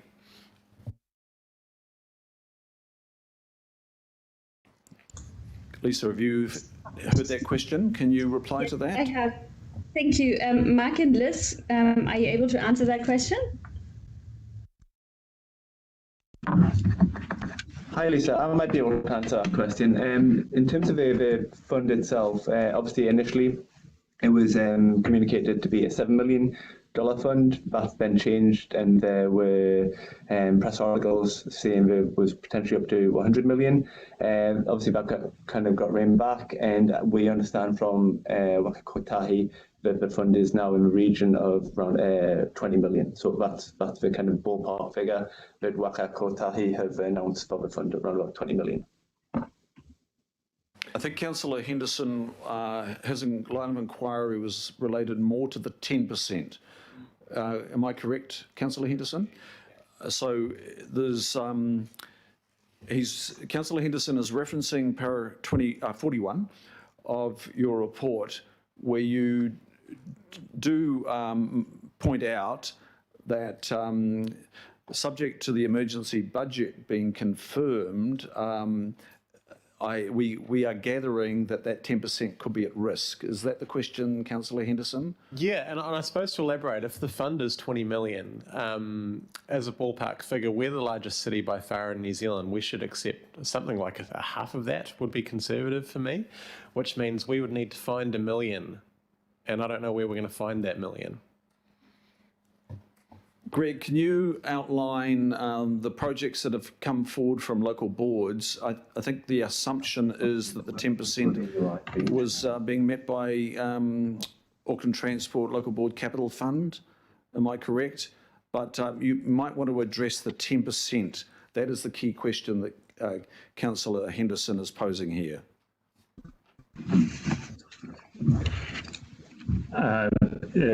Thank you. Councillor Hamish Bunn here from Auckland Transport. I'll look to speak to that.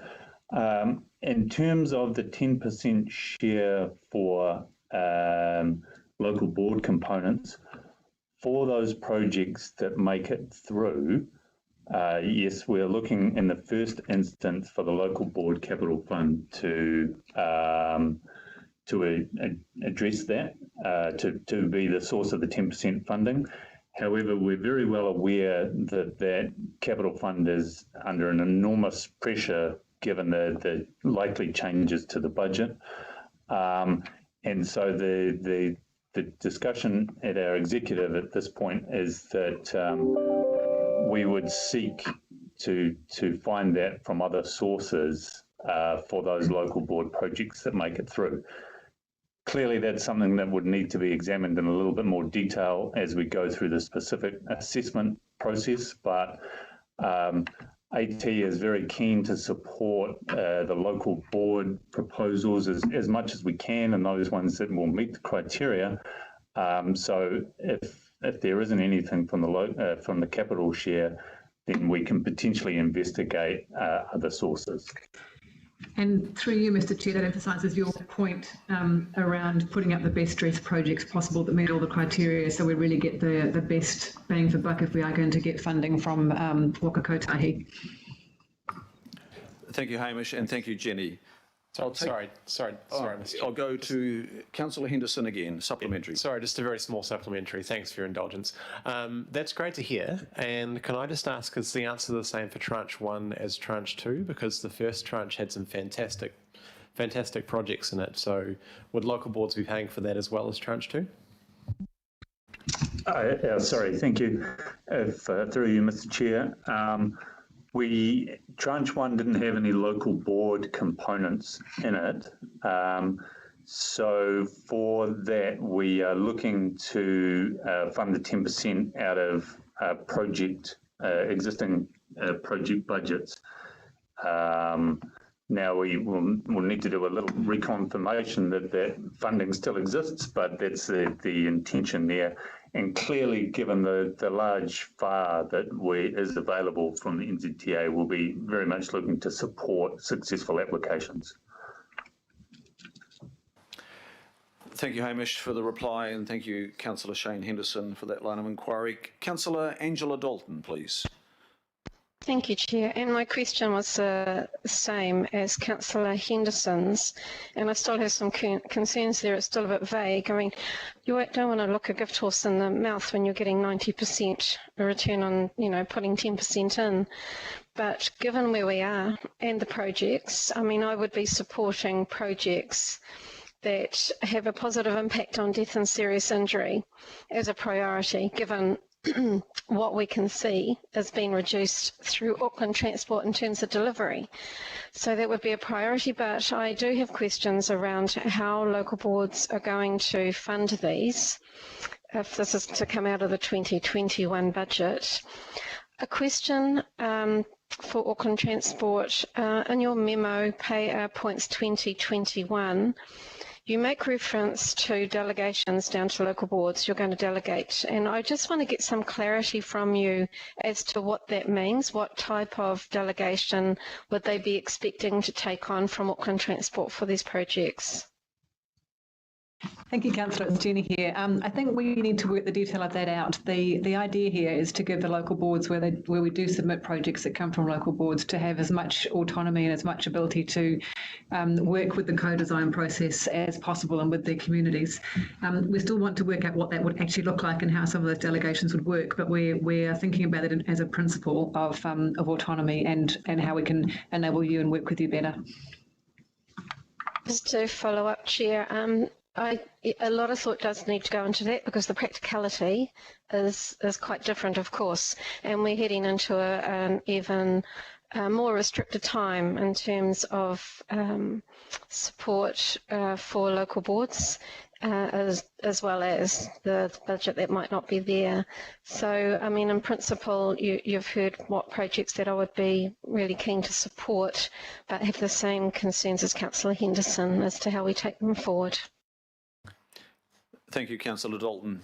I think those views are echoed right around our table, and thanks for that contribution. Councillor Desley Simpson, please.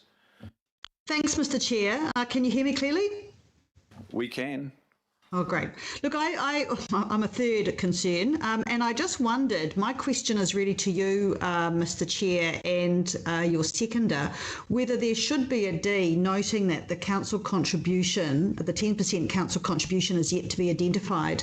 Look, I'm reading that Paul has said that the Panuku projects are funded from existing Panuku programs, but I'm just thinking about the transport budget. You and I, everyone knows that they're kind of 200 million down on what they in the draft, what they asked for and what the draft budget says. And look, I absolutely support these projects totally, but we haven't identified that 10%, and I think we just need to note it for the record that isn't confirmed. Would you be willing to accept that? Thanks. Look, that's a good point. I'm just having a discussion with the Director of Strategy right now, just as you were finishing on that point. And can I come back to you, Councillor Simpson? I'd be happy for you to come back, yes. That is, I'll give you a reply.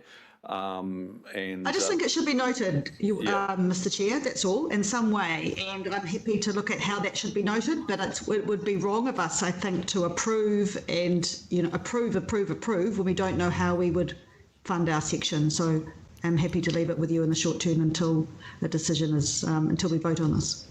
Yes, look, I appreciate that. Just considering that right now and the whether we need to have those words there, but I will also probably come back to either Jenny Chatwin, the Executive General Manager at Auckland Transport, or Hamish to address that again. I think Hamish did cover it in part, but let me go to the next question right now, Councillor Simpson, but I'm not forgetting yours, okay? Councillor Pipaku. Thank you. And I would just like to make a question now, but we will have comments as well, Mr. Chair.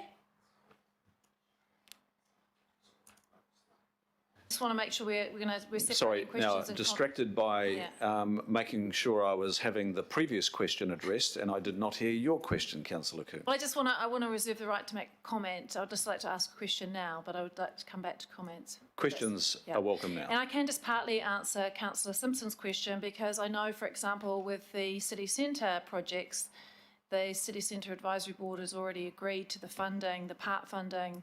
I know that was in round one, and there's lots of different ways that things have already been decided on funding, so it's not actually correct to say that we note that funding hasn't been identified, because each project is different, and we know, say, for example, Panuku have identified their funding, local boards know what they've got in their CapEx budgets that are surplus. So if there is going to be a note, I think we have to be very careful about the wording. Also, I just come in there then, because this is for those that aren't in the room.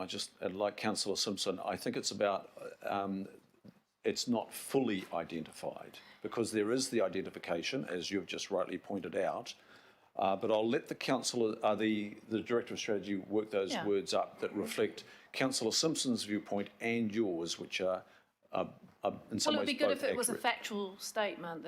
I'm happy with that, but I just wanted to throw in what I knew in terms of ACAB. But my question is to Auckland Transport, and I just would like to know, in terms of tactical urbanism and doing things quickly, lighter, quicker, cheaper, we don't have a good track record of that as a council family. I can think of multiple occasions where there has been huge internal resistance to taking an approach that takes opportunities like this.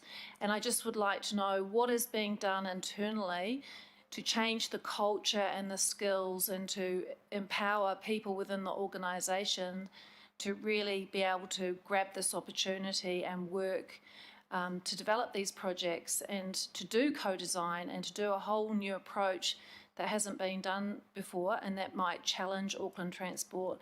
So my question is, what skill development is happening and internal culture change to ensure that we can deliver these projects successfully. Jenny, is that one for you? Sure, thank you. Through you, Mr. Chair. Thanks, Pippa. I think you're absolutely right to point out that this is quite a different way of working and quite a different approach. And I had this exact conversation with NZTA last night, and to their credit, they are learning as well in terms of their approach and how this all works together. And they have a huge expectation that we will be agile, that we will co-design, we will work together. I can't give you specifics right now, Pippa, as to what we've got internally in terms of programs to help us get there, but it's something that's very firmly on Shane and the ELT's mind about how we enable AT to do this differently and do this better. So I think I just have to give you some confidence that we are committed to it, and I watch this space. Thank you, Jenny. Councillor John Watson. Thanks, Mr. Chair. I just wanted to check that my reading of point 13 in the memo that came out with respect to this item, and also probably a recommendation B up there, is correct, and that is a process from here on in. So we've got this big list of projects, and the project team's going to work with respective project leads on trying to improve the alignment with the criteria. Now, did I hear correctly that that's going to involve direct engagement with the local boards? Because I think of an instance with one of the local boards in my area where they've put forward a proposal.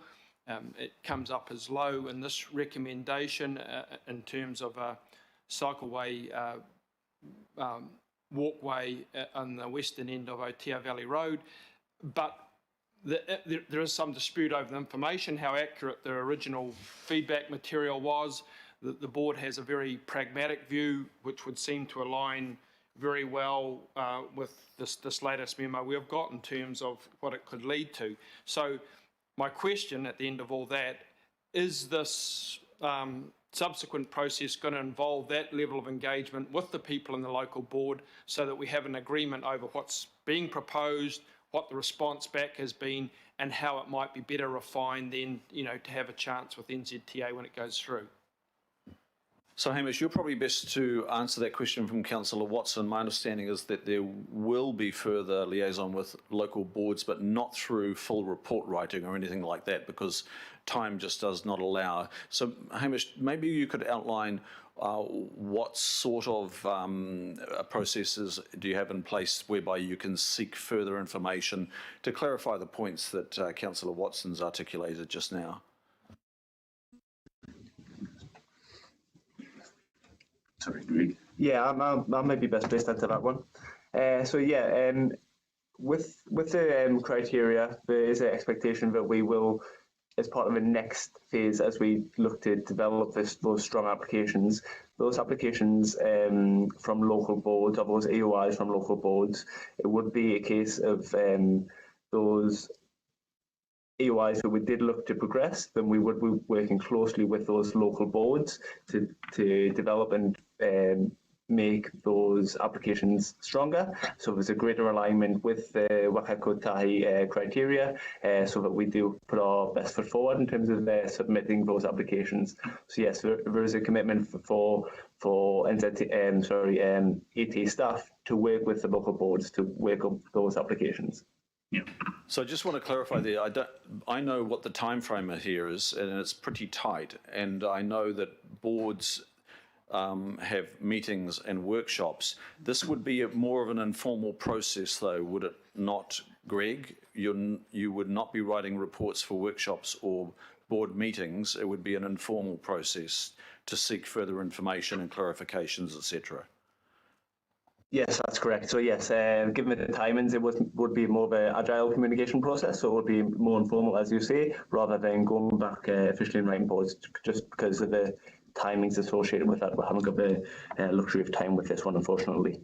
And through you, Mr. Chair, if I might just add, given the tight timeframes, it is important that we do that work only on those projects that are going to meet Kotahi's criteria. So I can't emphasise enough the links to permanent projects is going to be critical to understand, and only progressing applications for projects that can demonstrate that.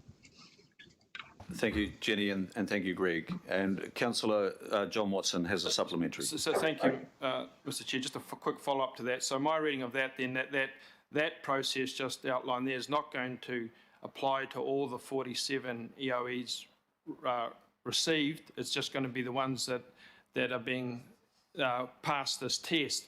So that really doesn't deal with my issue that there is, in this particular instance, and maybe I have to take it offline, contention over what the reply back was in terms of details from AT, because under this proposal, some of them could be gone and that opportunity is lost, Mr. Chair. They don't even have a chance to come back and dispute some of these statements that have been made.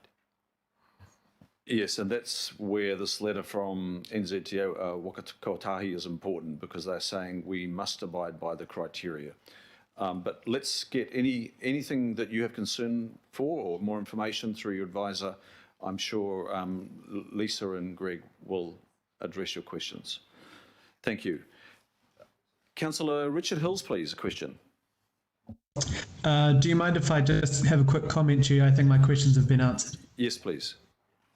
And so I think I'm echoing a little bit there.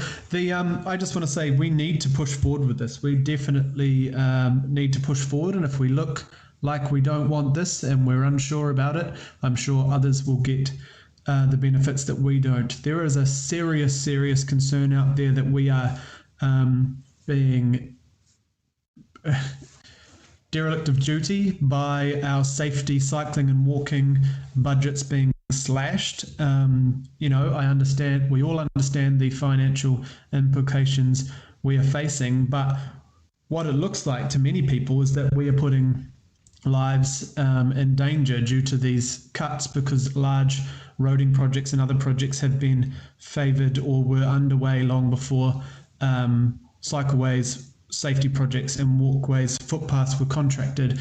So this is one way, and I think we have to, and Auckland Transport has to, and others have to, in the next couple weeks, try and reprioritise things for that July budget to ensure that we get some more safety, some more cycling, some more walking projects done all over the world. Due to COVID, cities and countries are changing the way that they do things for COVID reasons, for social distancing, but also because our communities have in huge numbers turned to walking and cycling, and we need these safety projects already. So if we can use this opportunity to put a tiny amount of budget and get huge, like 90% funding, but a lot of projects across our city that have been put forward and have been really well thought out, it would be a tiny step forward for all those people who are shocked to see what is in our budget. So we need to push forward, and we all need to figure out how to find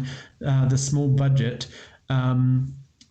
Otherwise, it's dire. I don't know if people have realised how dire our budget is for safety and walking and cycling, and how many deaths and serious injuries that our decision making, unfortunately due to COVID and the revenue loss, will make. But we need to find this budget, but also for the climate. If you read the climate impact statement, this may be one of the only chances this year that we really get on top of and move our transport and community projects to really attack our emissions or give people opportunities. So I'm very supportive of this, and I don't think we should be looking shy about it. And if we lose that 90% funding and all these projects on top of what we're having to cut from our budget, I think that would be truly sad for a city like ours, when all over the world we see significant change happening in cities around. Some cities have been doing over 100 kilometres of new cycleways and things like that. So I think this is exciting, but we all need to work out in the next couple of weeks how we find this budget and not make it look like we can't. Thank you, Councillor Hills. And Councillor Bailey, I think you're the last one with a question or a comment. Okay, thank you. We'll go back to, sorry, there's comments also coming from Councillor Kuhn. Thank you, Mr. Chair. I think this is awesome. It's just so good to see the projects that have come out of our local boards with their connections with communities. And it's no surprise that the Tranche 1 wasn't looked on so favourably by Whakarite, but this lot of projects should do really well. I'm hoping that it won't be stalled by the issues raised with D in regards to the 10% funding. So my question is, from what I saw on the application forms, local boards were asked if they would offer up 10% from their transport funds. So is that D in relation to the applications where nothing was offered up? And is there a tally somewhere of the 10% that we can't find anywhere? Thanks. Thank you, Councillor Bartley. Now, I might go to Councillor Coombe. Do you have a comment to add? You were... Oh, sorry. This is the distraction here. Yeah, and my apology to you. Can you just repeat the end of that question, please? Okay, I'll just go to the end of the question. Are we tallying up those applications that have indicated that they will not be providing 10% from their transport capital funds? Now, who is best to answer that? Is that with you, Hamish? Yes, so I'll just jump in there. Through you, Mr. Chair. At this point, there isn't a tally because we're still working through those projects that will meet the criteria to go forward. But as I said earlier, the view is that the first port of call we're looking to will be the local board transport fund. But given the implications there and the level of commitment that Auckland Transport is keen to show to these local board projects, the ones that do meet the criteria, then we will look to find budget from other areas to support this if necessary. So I'm not sure that the availability of local board funding is a big issue. We still do need to work through that, but we've got an intention to find a way through. Through the chair, could I just add something to Hamish's comments there around the Auckland Council projects? So as part of the EOI process, we did ask applicants to provide an assurance that a 10% budget was able to be found from within their department.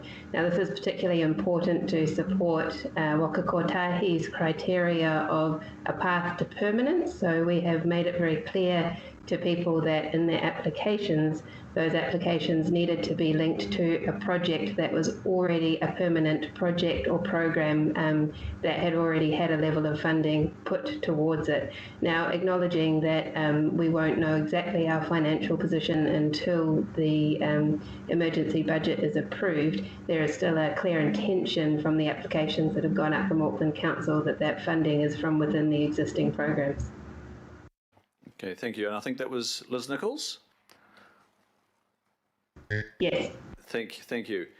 Okay, so they're all the questions that have been posed. Now, Councillor Coombe, you had a comment?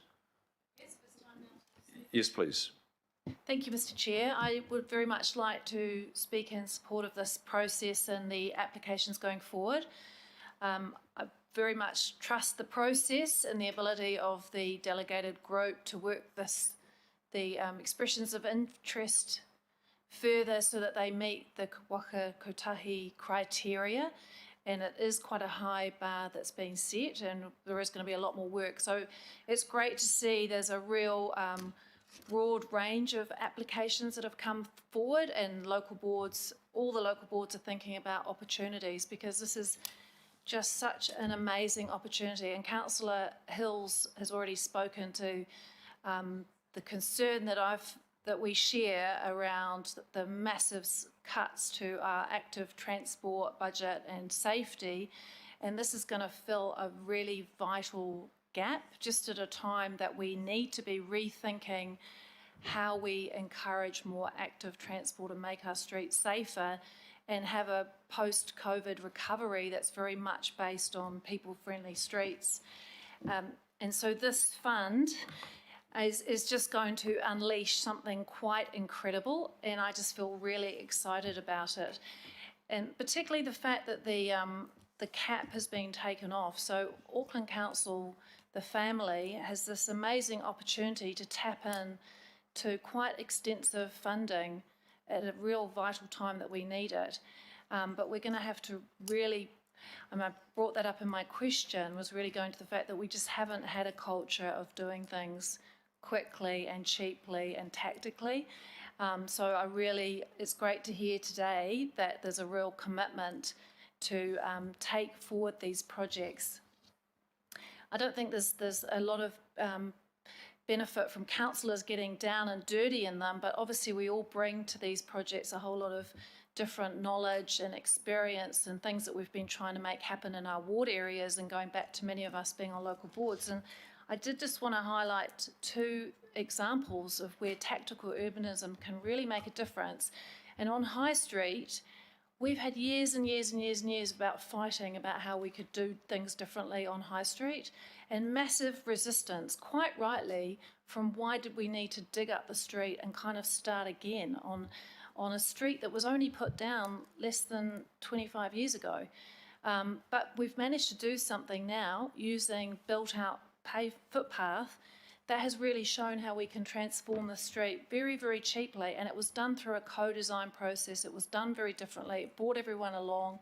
There's still been some pain, but what we've been able to show is that we can do things using cheaper materials that really can have a massive impact, and that arrived just in time for when we need social distancing, and it's looking fantastic. But going back through the history of Auckland Council, there was massive resistance to using tactical urbanism. People thought it couldn't look good enough and it would look cheap and tacky, but that really shows how it doesn't have to be. It can be high quality. And another example I just wanted to mention was Ponsonby Road, and I'm really delighted to see Ponsonby Road in here, because if it hadn't been for the emergency measures and Auckland Transport moving fast on doing emergency measures during Alert Level 3, there wouldn't be such great support for that project going forward, because having the emergency measures let the business associations see what could be achieved by providing more space for people, and that if we had extra space, a cruise lane, space for active transport for people skating, jogging, whatever, it brought more people to the town centre. So this is a great opportunity for economic development. And I acknowledge that that emergency measure project wasn't done perfectly. It was really quick turnaround, and it was an example of a really quick trial, but it gave us the opportunity of lifting the lid on what was possible.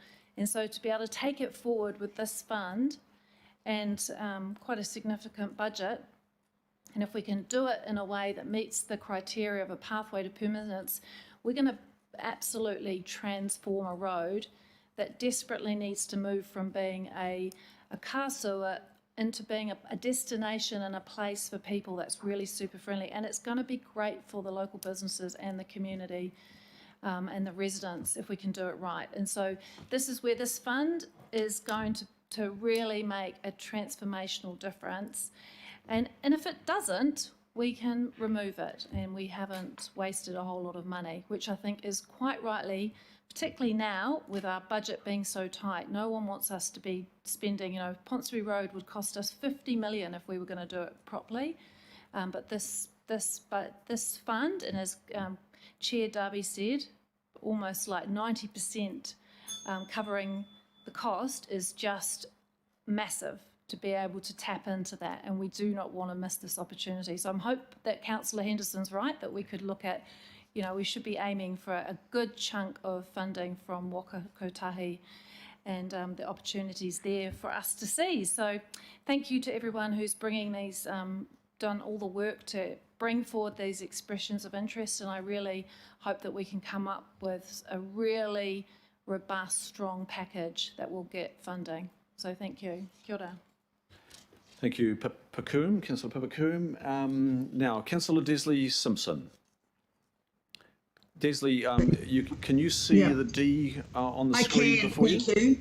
Yeah, I've just had to move you out of the way. Sorry, it's just the format when you're not in the room. Sorry. Look, I'm not going to speak to the process or the projects. That's been covered. So I'm not one to sort of go on about. But I think D is very important, and I'm very happy with D. I wouldn't be true to myself as the finance chair if that wasn't the case. Look, we do not know what the 2021 budget's going to look like exactly for our CCOs or indeed ourselves. So the first sentence is really important for me. It's not actually, it probably, you know, even though Panuku say it is, you know, that's I'm not 100% sure, but I'm happy with the wording that has been put up there, Mr. Chair, and I thank you and the seconder for allowing that to go through. Thank you very much. Thank you, Councillor Simpson, and I now call on Councillor Wayne Walker. Sure, I'm supportive of this. I really just want to pick up on some of the comments that my fellow councillor Pippa Coombe is making. It's pretty clear to me that we need systems change in council. You've earlier referred to the changes we need to make water tanks happening. And frankly, there are good people out there like Boopsy Moran, for example, and there are others. We've had plenty of overseas people over the 3 terms that I've been a councillor come here and tell us how to do it. There are any number of cities that are streets ahead of us in this area. So there's system change required here rather than just some window dressing. And I don't know how we're going to deal with that, but I would suggest to you, Mr. Chair, that it needs to be directive, which was the flavour that we put and all agreed on earlier. And we're not sufficiently directive enough, particularly with Auckland Transport. People need to take back their streets and they need to take back their communities, and we need to be more collaborative and walk the talk. They want to do it, we need to help them. So this is an opportunity. I guess what I'm indicating is we need to have oversight over this and make the most of it rather than just a passing, fleeting motion. Thank you. Well, look, I can assure you this is not a passing, fleeting motion. There's been, in the last 24 hours, there's been a number of meetings with Auckland Transport. Councillor Pippa Coombe and myself met with Hamish Bunn yesterday on this very topic, and we get every sense that there is absolute determination to collaborate with us to deliver the outcomes that the elected members expect. Have they engaged Boopsy? And look, there are 1.5 million Aucklanders, but they are definitely engaging with our Auckland Design Office and all the other parts of council. So, look, members, I think we draw this to a close. I think the comments of Councillor Coombe and Councillor Richard Hills outline, you know, the place, the time, and the place that we're in now.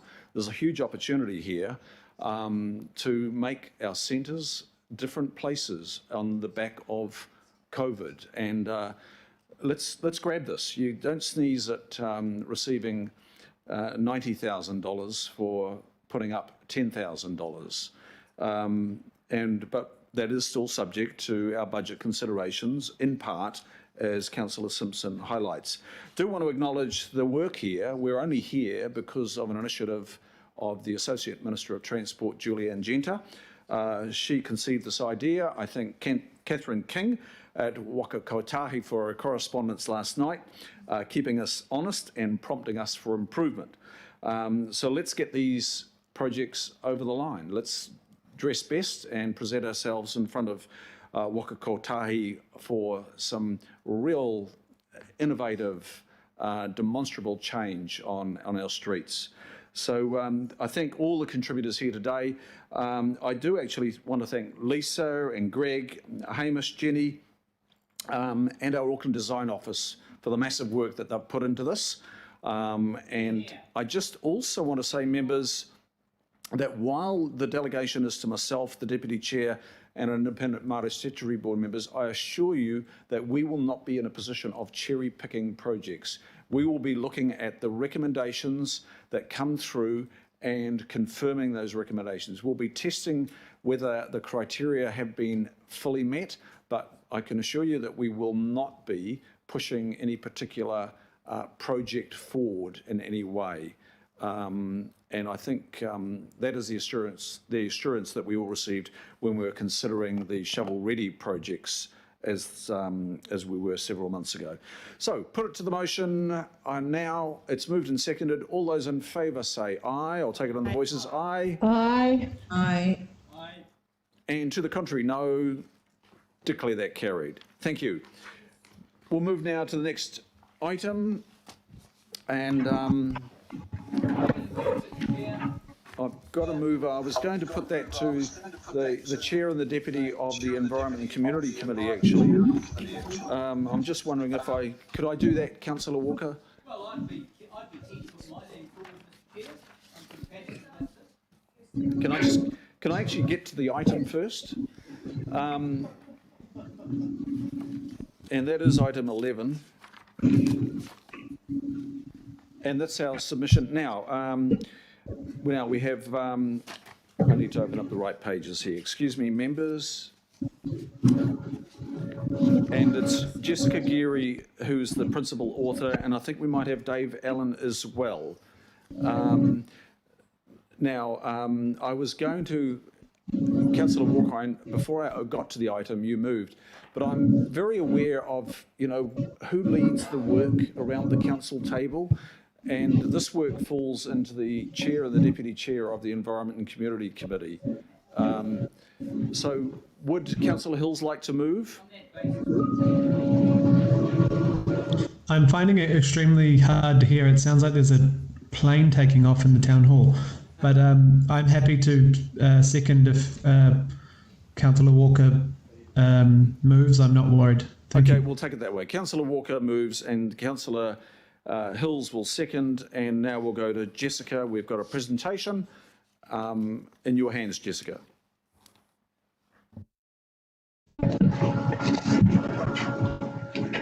Kia ora koutou katoa. My name is Jess Geary and I'm part of the National Environment Strategy Unit in APSR. I'm here today with my manager Dave Allen and my colleague Paul Crimmins, who is a senior specialist from the Resource Consents team in Regulatory Services.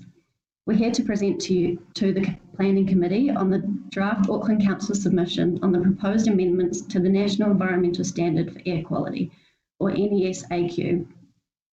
We're seeking that the committee endorse Auckland Council's draft submission and delegate authority to the chair of the Planning Committee, chair of the Environment and Climate Change Committee, and an IMSB member to approve any minor changes that might be needed. Before I start, I'd like to acknowledge that there has been a lot of work put into this from other staff who I'm sure are tuning into this meeting today. I have a short presentation for you and then we will answer any questions that you might have. Next slide, please. The NES-AQ is an RMA instrument that sets standards for outdoor air quality, wood burner emissions, and rules prohibiting certain activities with significant discharges of toxic pollutants. The NES-AQ was introduced in 2004 and was amended in 2011. The proposed amendments have been long anticipated and represent approximately 5 years' worth of work for central government. The consultation document was released on the 26th of February 2020. While the submissions were originally due to close on the 24th of April, as a result of the COVID-19 pandemic, this deadline was extended to the 31st of July.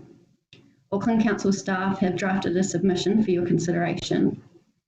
A memo was sent to councillors, local board members and IMSB on the 11th of March 2020. This is included in item 13 of the agenda. I'd like to thank those elected members who provided input. This has informed the draft submission.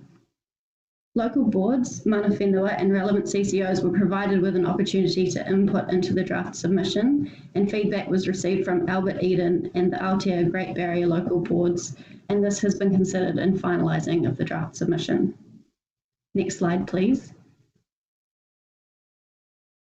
I'll just briefly provide an overview of the proposed amendments. The proposal relates specifically to standards regulating particulate matter, domestic fuel burners and mercury emissions. So firstly, to particulate matter, there's a growing body of international evidence that has shown that finer particles have the potential to cause harm to humans. Therefore, the key amendments relating to particulate matter are to introduce standards to regulate these finer particles, or particulate matter that is 2.5 microns or less in width, known as PM2.5, and that these standards replace the existing standards that regulate coarser particles, or PM10, as the primary measure for managing air quality.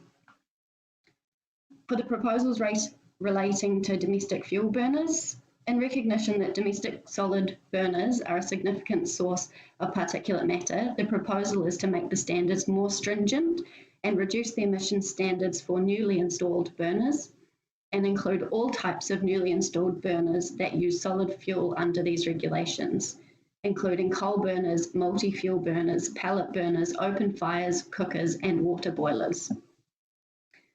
It is important to note that these amendments will not affect existing domestic burners, only the installation of new, used, or refurbished burners. Lastly, to mercury emissions, New Zealand signed the Minamata Convention on Mercury in 2013. In order to ratify this convention, one of the three main steps needed is to set controls on mercury emissions. As such, the proposal is to prohibit the use of mercury in identified industrial processes and require applications for new activities to consider international best practice guidance. Next slide, please. I'll now briefly cover off the key points of the draft submission. So the submission is generally supportive of more stringent regulation of air quality in New Zealand. We've requested that the interaction between air pollution and climate change should be addressed in a more integrated way. We've also highlighted that the current standards do not adequately regulate gaseous pollutants, such as sulfur dioxide and nitrogen dioxide, and need reviewing. In relation to particulate matter standards, the submission supports replacing the current PM10 standard with the PM2.5 standard as the primary measure for managing air quality and supports the 24-hour average and annual average PM2.5 standards. We've noted that Auckland has significant PM2.5 contributions from transport sources that are largely outside of the Council's ability to regulate. The submission also observes that Auckland could comply with the PM2.5 standards. Some monitoring at the region's most high-risk sites has been undertaken, and this indicates that the region could comply. Next slide, please. We also highlight that there are some financial implications of the proposed amendments, and I'll speak about this in a little more detail in a moment. The submission requests that the threshold at which an airshed is determined to be polluted is lifted, as it is currently unnecessarily stringent, and it does not support the offsetting measures in polluted airsheds, as they are not sufficiently developed for application and are likely to put unfair burden on industry. Next slide, please. For domestic burners using solid fuel, the draft submission is supportive of new, more stringent emission standards for newly installed domestic burners. We have asked that central government explore whether the standards should also apply to existing domestic burners or whether there should be a progressive phasing out of such burners. The submission also suggests aligning the NESAQ to the National Planning Standards and Zoning Framework rather than the standards only applying to properties less than 2.5 hectares in size. This will avoid perverse outcomes where small rural properties are required to comply with the standards regardless of the likelihood of the PM2.5 standards being exceeded in the area. Finally, for mercury emissions, we're supportive, noting that there is likely to be very little practical impact on the Auckland region. We also note that affected industry are better placed to comment on any implications of this proposal. Next slide, please. So the central government decision on the NESAQ is expected following the general election later this year. There are a number of implications that are detailed on this slide, and that's the end of our presentation, and I'll pass back to you. Thank you, Councillor Darby. Thank you, Jessica. Thanks for your excellent work on this over the last couple of months. I'll take questions from members. Jessica, just one at the outset. How many premature deaths are there in Auckland due to particulate inhalation? And is there a breakdown of, is there a modelling of how many could be from domestic burners?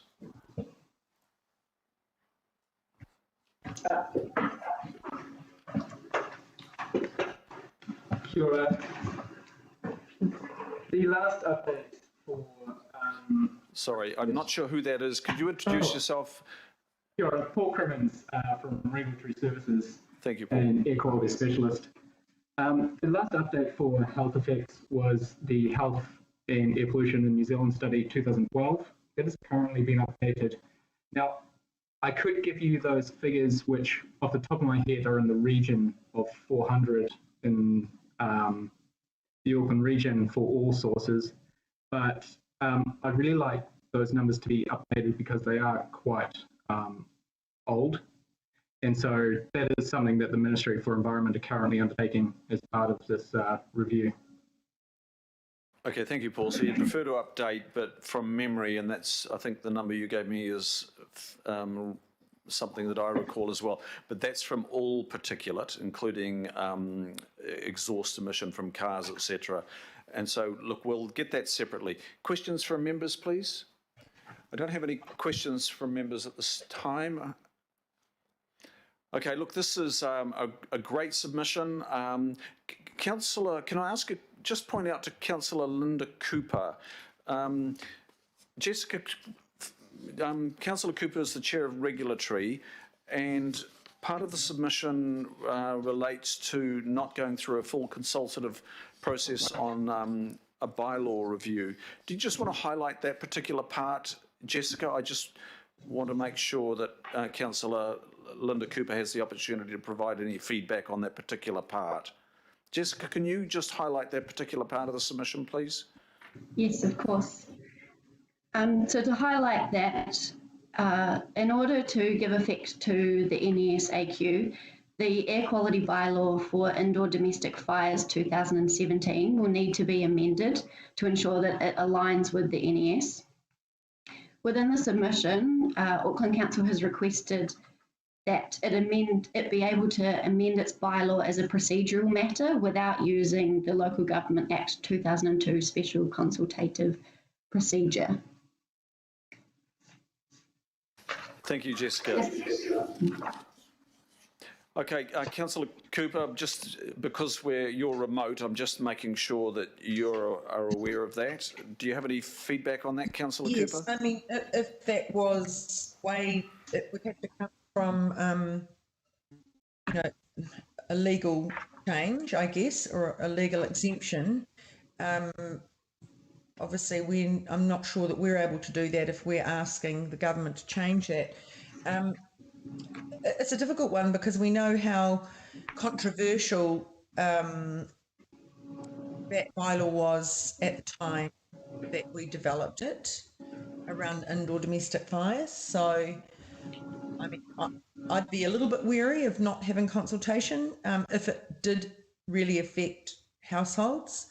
But I think that if that comes back as a yes from the government, well, then we'd be able to do it. But I'm always wary of taking away an ability for our public to consult. But otherwise, let's see whether it's in our hands or not. But I am mindful that it does affect people's. It does concern people, and it concerned people a lot last time we went out to this. Thank you. I'm not saying I don't support the submission, I do, but we just have to be mindful that not everybody would have the same view in the public. Okay, thanks for that contribution. Look, we'll proceed as is drafted, and we'll lodge our submission, and the delegated authority is to the chair, deputy, the respective chairs, planning and environment, and an independent Māori statutory board member. So it's moved by Councillor Walker and it's seconded by Councillor Hills. I'll put that to the vote. All those in favour say aye. Aye. No, sorry, have I moved to the vote, or now you've caught me because I don't have you. I had questions and comments. I didn't have anybody asking anything through the system. Look, I will just go to your comment, please, Councillor Walker, but if you could let us know early, because I don't have any record with me at the moment of anybody wanting a further question or wanting to speak. Okay.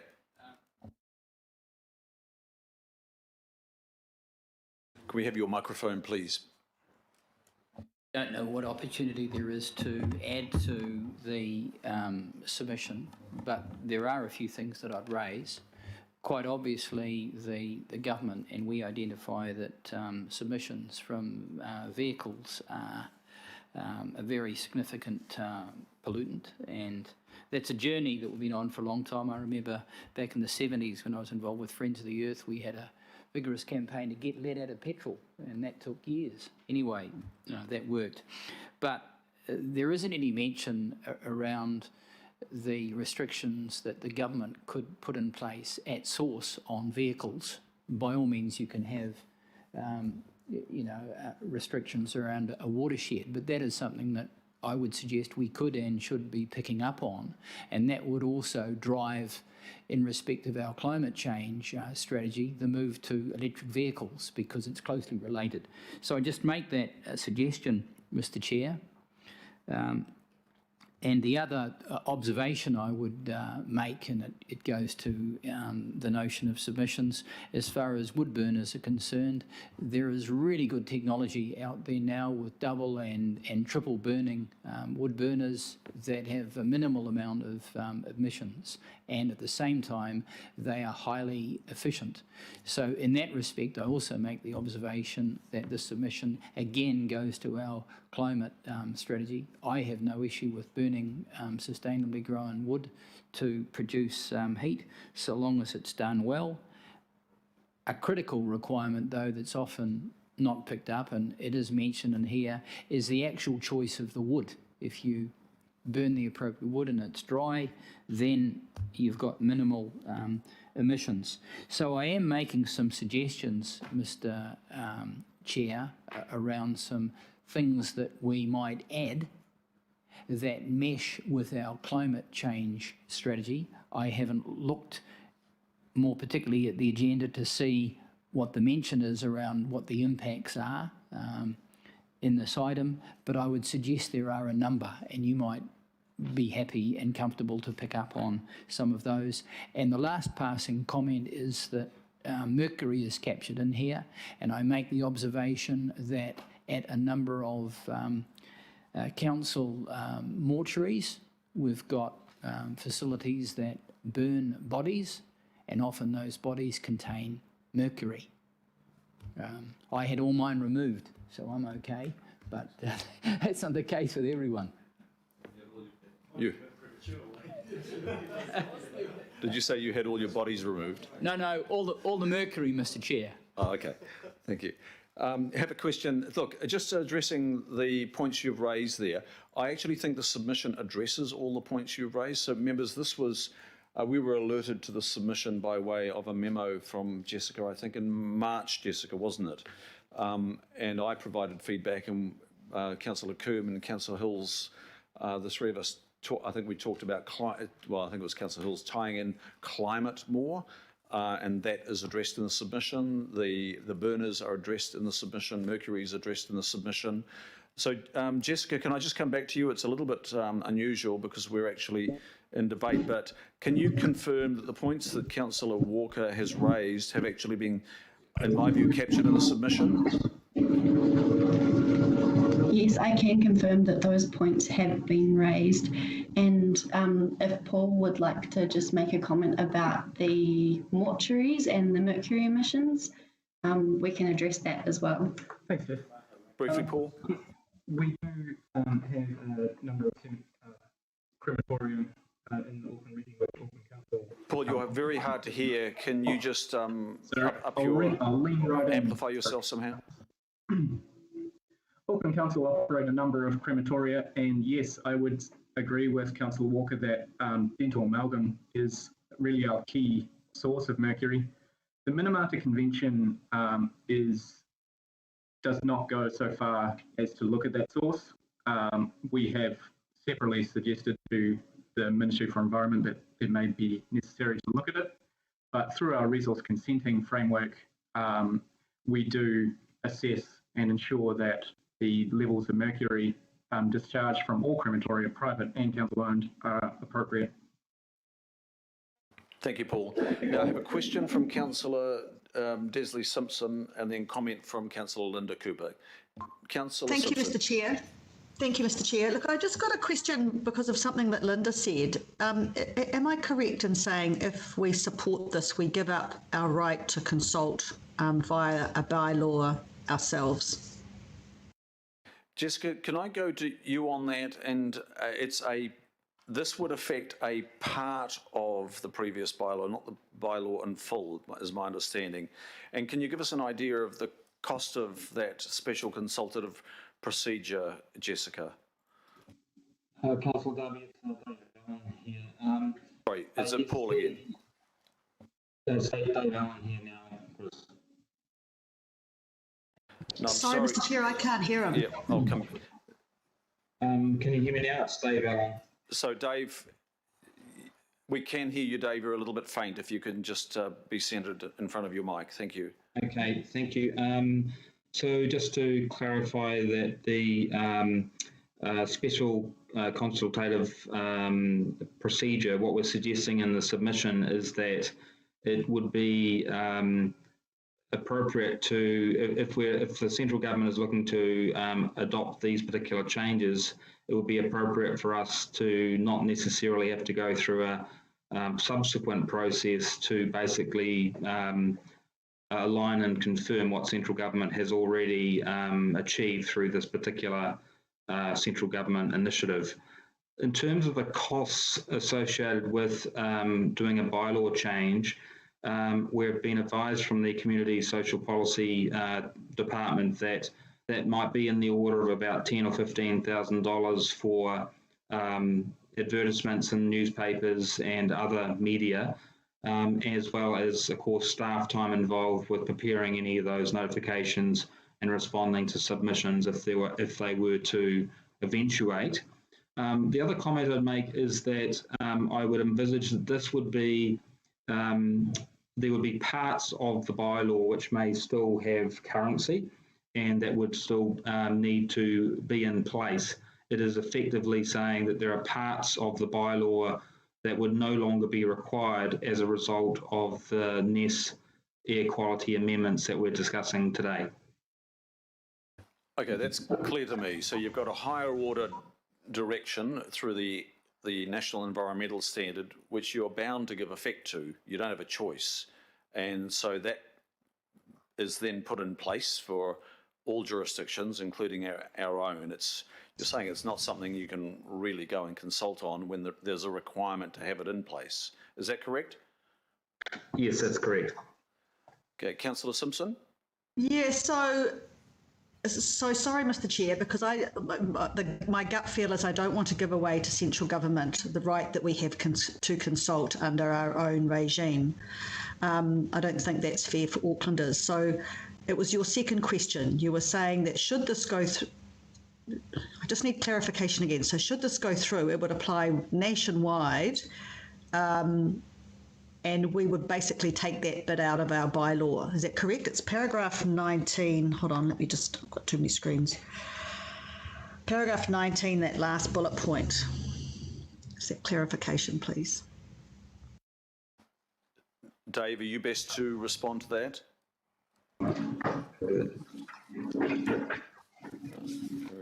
Would it be appropriate to change the wording so that we would request that we have the option to amend the bylaw without going through the special consultative procedure if we so wished?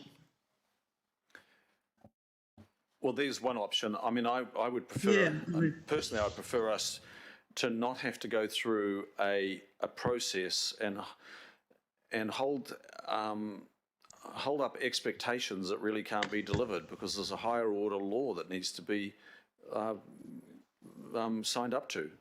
I think we could really confuse the public here, sort of giving them the opportunity to submit on a possible outcome which is not achievable.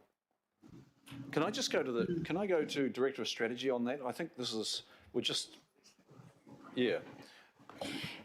Thank you, Mr. Chair. Look, this would be a national environmental standard, which means it has to apply across the nation. So sometimes these need to then go into some lower order documents or statutes like a bylaw. So broadly speaking, in terms of national policy statements or national environmental standards, we would generally recommend that we wouldn't have to go through another whole consultative procedure, because this is the consultative procedure that we're going through, and if it has to apply across the nation, then there's no point consulting on something that we can't change. So that's the recommendation that the staff have brought, and that's, while it sounds as though we are getting rid of public consultation, the fact is it will have happened already, and there's nothing we can do about it, so we may as well just change our documents to be in line with it. Okay, is that clear now, Councillor Simpson? Thank you. Yes, it is. Thank you very much. And finally, Councillor Linda Cooper. Right, actually, I think what Megan said is exactly right. It'd be like if a government had the courage to decide on Easter trading, we'd all have to do whatever they said rather than leaving it to us. And so all of our bylaws would change in accordance with that. So that's clarified that for me.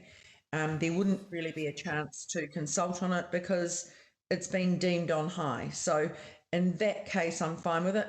And I'm imagining other councils are asking the same thing.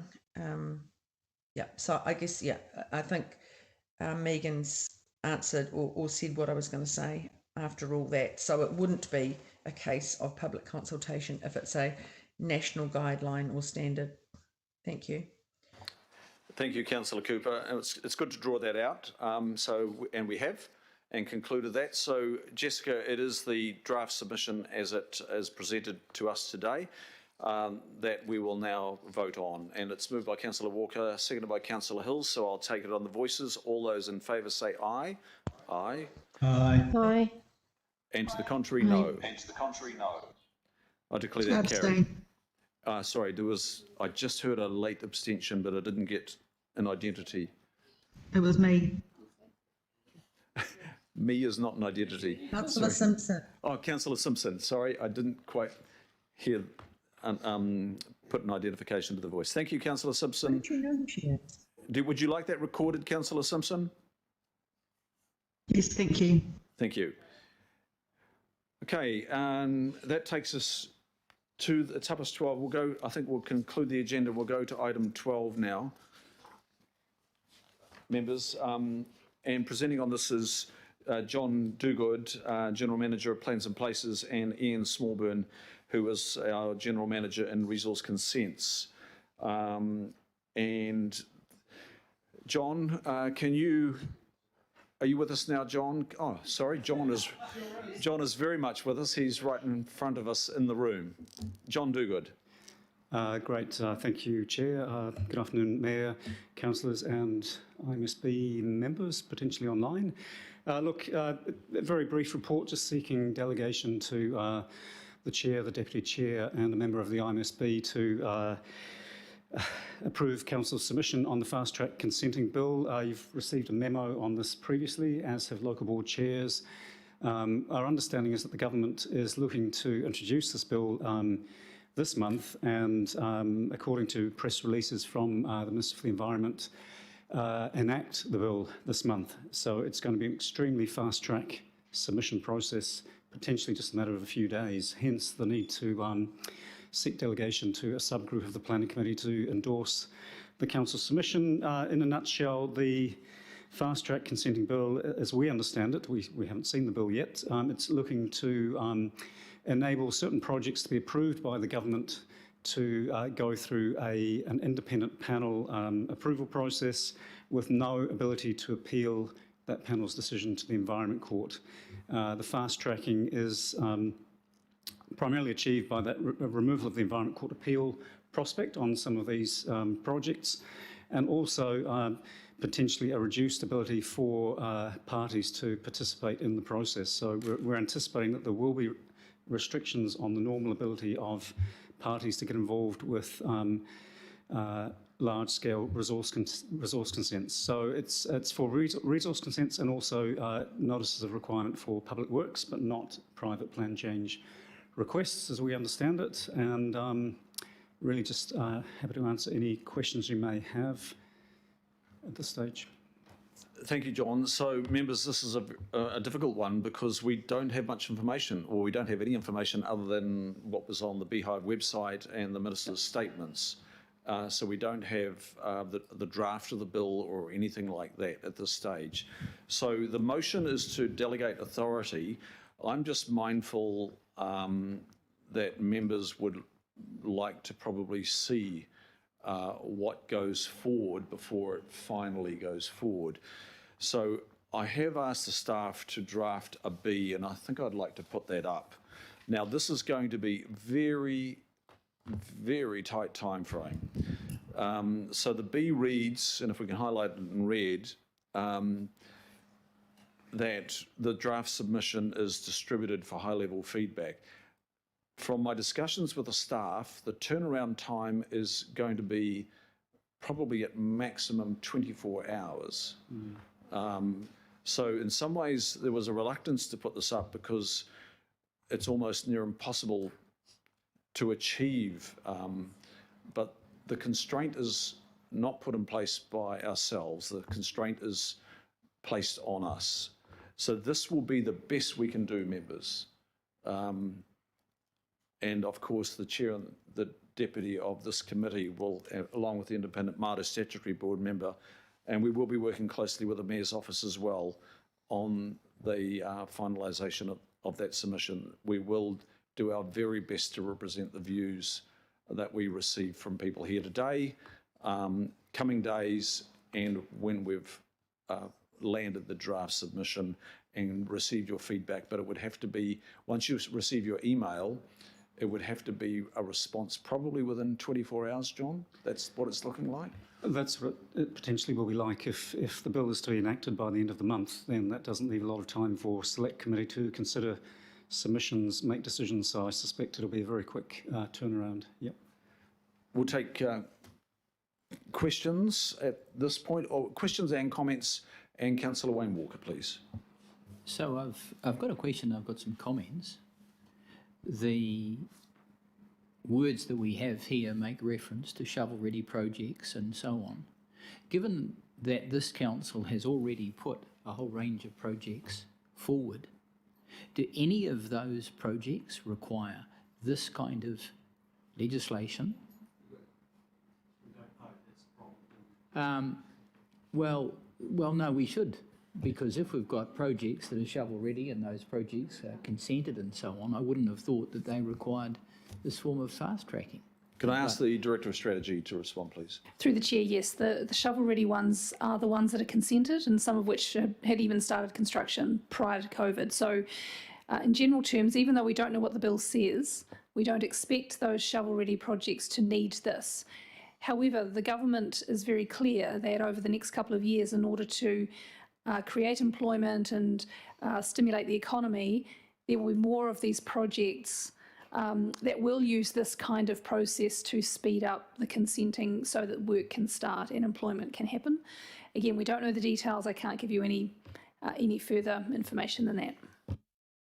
So now I'll speak. So it doesn't appear that any of our shovel-ready projects are affected, and we know that we've got a backlog of projects that are ready that wouldn't require this legislation, because the major impediment to them is actually money, and that goes to huge projects like the City Rail Link, for example. So I've got great reservations around this. The history of governments around fast-tracking is very bad. I refer councillors to the Think Big projects, I think back in the 80s or like under the Muldoon regime, and I could go through a number of those that frankly were disastrous in terms of the structural change that they made to our economy that ended up in huge debt, and a number of those big projects just fell over. And then more recently, the special housing area projects, amongst which was Iamātao and others, that have proved to be disastrous, and all they ended up doing was lining the pockets of speculators. It's arguable that they didn't meet the criteria that they were put up for. So that is the experience that we have in recent times dealing with fast-tracking on the part of government. So I'm at odds with supporting this government legislation, which we haven't even seen. And frankly, we don't appear to even have a good argument for it, other than some supposition that the government needs it. So again, Mr. Chair, I'm at odds with this. I'm quite happy to put some ideas together in advance of having something, so that at least on my part, you've got a very quick turnaround, because I don't think my position is going to alter. Thank you. Could you correspond with the General Manager then, please, on those points? Thank you. Councillor Shane Henderson. Thank you, Mr. Chair. I'm aware that we have a paucity of information, but I may as well ask my question anyway. So I notice in the report here it's talking about existing Treaty Waitangi settlements. So my first question is, that's part of the process, but on a broader level, where does this bill sit in terms of engagement with Māori in our Treaty Waitangi partnership obligations rather than just settlements? Through the Chair, as we understand, what we've read to date is that the government's giving an assurance that there will be nothing in this that would cut across any treaty settlements that are underway or have been finalised, and also all iwi authorities, so all iwi will have the opportunity to, as we understand it, give comment on any project that's put forward to go through the fast-track process, and also once it's approved to go through the process, they will then be invited to make comment to the expert panel as well. So that's what we're seeing to date is those commitments from the government, but the detail, the devil will be in the detail, and that's something that we'll be certainly looking at when we see the submission, we see the bill. Thank you. Another question and a comment if we're running them all together. So the second question I have is, could this potentially help out with our Waikato Regional Council water take issues? Because if it's raining this afternoon, which is pretty great, but if it doesn't rain for a long time, we're getting to a point of emergency where it's a public health issue. So this would be the sort of thing that, this might be a tool. That's my question, just around that. And my comment is, I'd like to see the detail before I support it, but I do support the intent of getting our shovel-ready projects up and running as quickly as possible, because frankly, we've got to get our Auckland economy moving forward as quickly as we can. And the top-ranked projects on there are something that have been debated and talked about for decades, some of them. And so I want to get them started. Yeah, so that's kind of my comment, but my question to go back to the water issue, if we can. Through the Chair, I can't actually answer Councillor Henderson's question around the water caretaker. I just don't know enough detail around that application and whether this might be a process that that application could go through. I don't know if Megan can comment on that. Thanks, John. Thank you. A different question. I'll be incredibly unhelpful, Councillor Henderson. Oh, sorry, you're going to... and say, look, we genuinely don't know because we don't know what the details are. The purpose, though, of this bill is short-term to help with economic recovery. My guessing is the answer is no, but let's have a look. Thank you. Thank you, Megan. Councillor Linda Cooper. And just before you ask your question, Councillor Cooper, I did think under the delegated authority there, because this is a report that is authored by both the General Managers of Planning and Resource Consents, and you're the Chair of Regulatory, would you like to have your name on that group of Chair, Deputy Chair and IMSB member? Would you like to be included there as Chair of Regulatory, Councillor Cooper? Thank you for the invitation, because my question was, I can't for the life of me see why this is at planning, because as Mr. Dogood said, it's got nothing to do with plan changes. It's all about consenting. So yes, Anyway, no, I would like to be part of that, given it is a regulatory issue, not a planning issue. And the other thing that I am concerned about, though I want things to go ahead and I want us to have jobs, I know there will be big concern in the community about not having the ability to be consulted with. That is the biggest issue, and it won't fall back on the government, it'll fall back on us.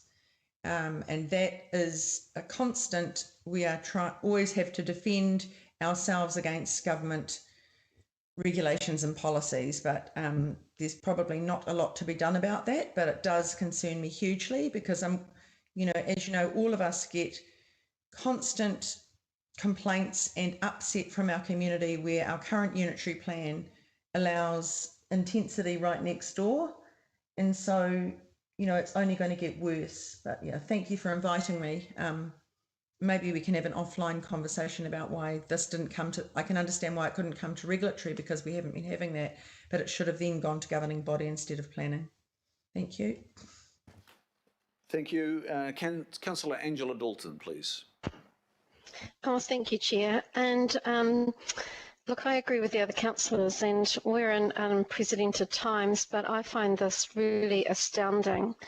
And just some comments perhaps for John, just to take away maybe. I don't know why they couldn't use the direct referral option in the RMA and perhaps support the capacity of the Environment Court to respond more efficiently if speed is their concern. It concerns me that we've got new legislation coming in hand over fist, and with such tight deadlines, and this is important. This is about nobody, just about nobody having a say, and I understand the intent, but there's not enough detail to actually make good commentary on it, because the bit around shovel ready, I just don't buy into a new piece of legislation to get shovel ready going, and I wonder where this will go in the end, and you know, why not put more time into getting that urban development bill through, which does similar stuff.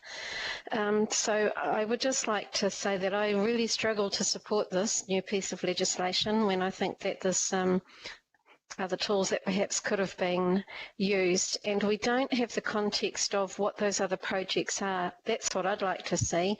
What do they think might be going to happen that a 2-year piece of legislation is going to give effect to get the economy going? Because I think there's a lot of projects that can get the economy going, but then I'm not informed because the bill is not in front of us, nor is the information of what the projects are. So that's where I sit with it, uncomfortable with it. Thank you, Chair.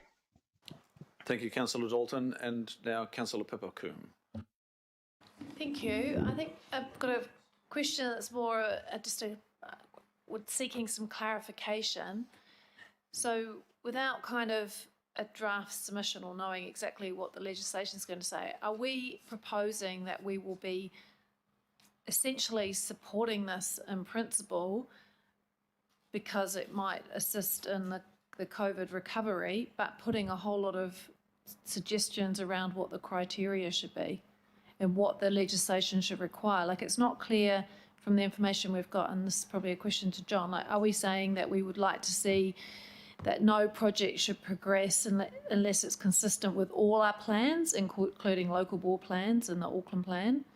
And at the moment, that's not clear what that criteria would be. And are we saying that we want to have much more robust council input? And what are the words that we would put around that? So I just wondered if we could be given a bit more detail of the approach that we will take to the submission. John, we're not affirming anything at this stage. No, that's correct, Mr. Chair. We're leaving that. Unfortunately, it's been left wide open. We don't have the detail yet. Some of the concerns that have been expressed are ones that we would also share. But until we see the detail, we can't really give much of a sense as to whether, as officers, we'll be recommending to support or oppose the submission. It's pretty clear the government's committed to it. I don't really see much change in that, to be honest. But that's not to say that should bind Auckland Council in any way, shape or form in terms of what its submission might be. But I think it's pretty much a given that this bill will go through, and it's more the detail of how some of the concerns that have been expressed here and might be expressed by others are addressed. But yeah, just to go back to it, we're certainly not yet at the point of saying absolutely we would be recommending 100% to run with the submission and support subject to some refinement. But we must have an approach that we would like to see the government adopt in the best case scenario. So what is that? Like, I mean, this is fast tracking is basically shut everyone out of the process, which is just antithetical to, you know, how we want to operate. What's the right word? So through the chair, I guess the report does highlight some of the areas, as did the previous memo, that potentially would be in the council submission. They would be around public participation, robust criteria for something even getting into the fast track process in the first place, a strong emphasis given to local, district and regional plans and a level of consistency with those. So it's Local board all plans, of those things. yeah. Climate action plan. Well, not mentioned in the report, but and also climate change impacts and mitigation certainly would be a key thing that I think we'd be looking to make sure is embedded in the legislation. Okay. So there are some pointers in the report as to what we think the submission should deal with, but that's about as far as we can go at this stage. Okay, and presumably we could be giving a submission that doesn't necessarily support the fast tracking, but it's saying if this is going to go ahead, this is what we would like to see included in the best case scenario. That gives me a bit more comfort. Thank you. Long way to go on this yet. Once we see the bill, then we can start working on it. Look, and there might be the opportunity, is it possible, John, when the bill arrives, has its first reading, we can get it distributed to the members straight away, and then there will be the draft submission that will be distributed as well. So we'll do our very best to get as much information before members as soon as possible. Deputy Mayor, please. Thanks, Mr. Chair, and thanks, John, for the prelim here. Yeah, sure, we're boxing at shadows here. We're also boxing at shadows in a room with no windows and no lights. But that's absolutely fine. You just flail around endlessly. So actually, it's not a shadow at all. It's just totally black. You just flail around. You connect at some point, and that's fine. And we have to connect within 24 hours to get our submission turned around. And I'm all cool with that. Contrary to the other council people at the same, probably including the mayor's got to follow him up. I'm all for this. The RME has been a millstone around this country's neck for a long, long time. And we've survived on negativity and NIMBYism forever. And we're not going to go anywhere until that has changed. So this is a good start. The Minister has said we are acting quickly to get the economy moving again and our people working. Part 2 of the RMA will still apply. Projects are being advanced in time, but environmental safeguards remain. That's the critical point. And if we are going to progress this country, one, get out of this COVID hole, but also get New Zealand, once we're out of the hole, still moving and working, and not having Joe Bloggs, who's anti something that's happening 300 miles away, being able to submit and stop it, or progress the process out for years and hundreds of thousands of dollars later. We're not going to go anywhere. We've been dragged down, slowed down by this thing for way too long. So I'm all for it, Mr. Chair. I can't wait to have my 24-hour turnaround. Thank you very much. Thank you, Deputy Mayor. Councillor John Watson, please. I'm assuming that new high-density development in Clevedon will be going ahead then, if that's the case. Obviously will, but Councillor, obviously will. I agree with pretty much what everyone said. Actually, we are flying blind, but you know there is a need to expedite the process in the circumstances we find ourselves in. A couple of points I would just make, and I understand how difficult it is for this report to be put together, but a lot really depends also on this expert consenting panel and the the individuals that make that up. I see once a project is referred to the panel, there's a high level of certainty the resource consent will be granted. Now you're assuming that they will be the people that will be issuing the appropriate conditions in those circumstances, but that is a lot of onus getting put on a relatively small number of individuals. And similarly, the assurances that are given in terms of both our own involvement as a council and the public seem contradictory at best, where there may be, but there might not be. So there's no certainty there at all. So I guess in those circumstances, and I think the Chair and Mr. Duguid have already alluded to it, we will be expressing the appropriate reservations, if and when the detail comes out, because the general tenor of comment in here has been one of being uncomfortable with what's being proposed, but also I would think conceding that there is a need for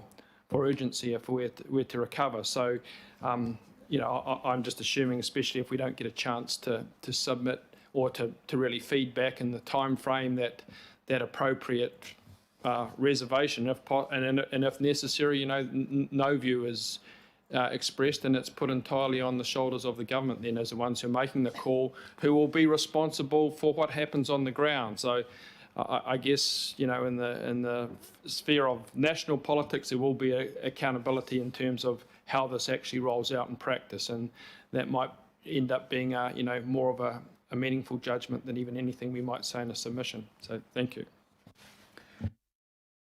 Thank you, Councillor Watson. And Mayor, please, Mayor Goff. Yeah, I hate to admit that I'm more conservative than the Deputy Mayor. It kind of doesn't feel right. But you know, given my background, I'm kind of nervous about fast-track legislation for fast-track process. And, you know, I'm not going to ask a question because there's no bloody point, because nobody here can answer the question that I'd ask. But the first thing is, this will only go through if the government has the support either of the Greens and New Zealand First or of the opposition. And that means that there's been a whole lot of interplay in Parliament to try to find answers to the sort of questions that we've been asking around here. I don't know yet, you know, whether we will be giving outright support, qualified support, or outright opposition, or we're neutral on it. I suspect what we may be is that we may be neutral or at best cautiously supportive, subject to a number of safeguards and qualifications. But what is absolutely certain is that we need to make a submission on it for the reasons that John Watson has said.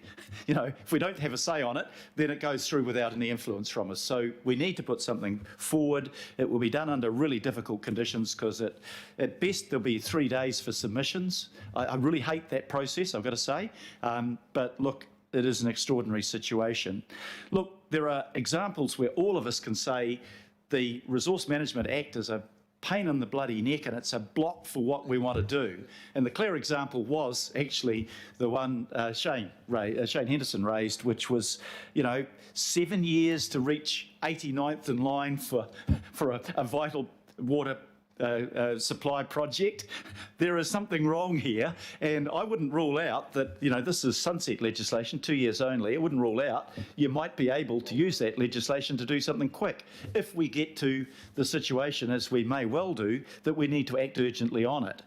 At the same time, I kind of like to have safeguards and community input to decision making. I think that's what democracy is about. And it's finding the balance between those things. I think there are some good safeguards there. It's got a sunset clause. It's 2 years. It will be chaired by an Environment Court judge or a retired judge. So you've got that judicial independence, knowledge, expertise there. We will nominate, if it's an Auckland project, we will nominate somebody to be on that panel. Iwi will have a say on that panel. We will try to get the expertise on the panel.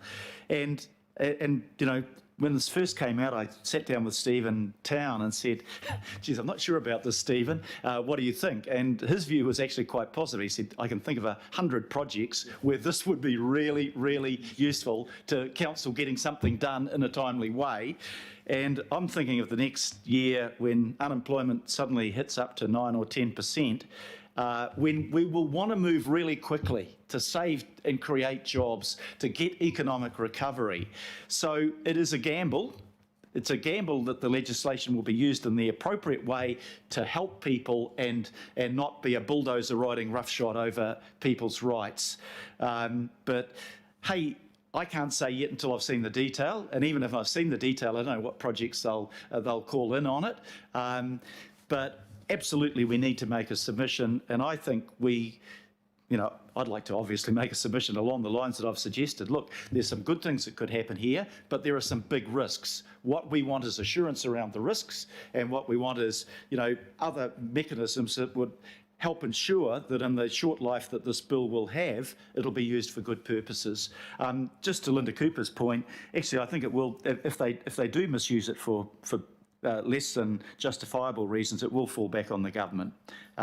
So I'm kind of not worried in this instance that this will reflect on us. It is clearly a government and an emergency measure, but it will need safeguards if it's to do the right thing. And I hate the process, but that's the process we're faced with, and I think we need to make that submission. Love to have Linda Cooper's input into that and the Mayor's office input into that as well, Mr Chair, and we'll try with our officers, John, to do the best job we can in the very short time available. Thank you, Mayor Goff. And Councillor Richard Hills, please. Yeah, thank you. Yeah, I'm really nervous about this supporting what Councillor Dalton and others have said. It says in the information that we have environmental controls will stay in place, whatever for the safeguards, whatever safeguards that can be judged. I'm not sure. It mentions it won't affect treaty settlements, but that is not that's not accurate in the way we consult with Māori and Mātāa Waka. So it's not just about treaty settlements. So I have concern around not having proper consultation in partnership with Māori, whether it's iwi or Mātāa Waka in our communities. So I have real concerns about that. I do have concerns, like Councillor Walker says, Ihu Mātāa was a fast track government process that the council felt forced into with the SHAs, and we're still living with those consequences from a long time ago, and they never got most of those SHAs never got off the ground anyway, so it never got the outcome, the fast track outcome that was maybe wanted at the time. But on the other hand, I also wonder if we overblow it in some areas. So in say the state housing areas now in our area, in our ward, sorry, Chris, the community isn't consulted on those because they are permitted activities. They're large, but they fit within the terrace housing and apartments, or they fit within the mixed housing urban, so people aren't consulted like maybe they thought they'd be consulted because they're permitted activity. And most of our consents do not go out past a few neighbours maybe, or most are not put out to anyone at all. So we could be overblowing the speed at which our current, so is this really needed? On the other hand, I think of the Northern Corridor project, you, me, Councillor Walker, Councillor Watson and others, submitted quite extensively on the Northern Corridor project, and then that got underway through the Environment Court process pretty quickly, and then they've got that motorway works and bus station works started pretty soon after that, and they're very well underway in what feels like quite a short time.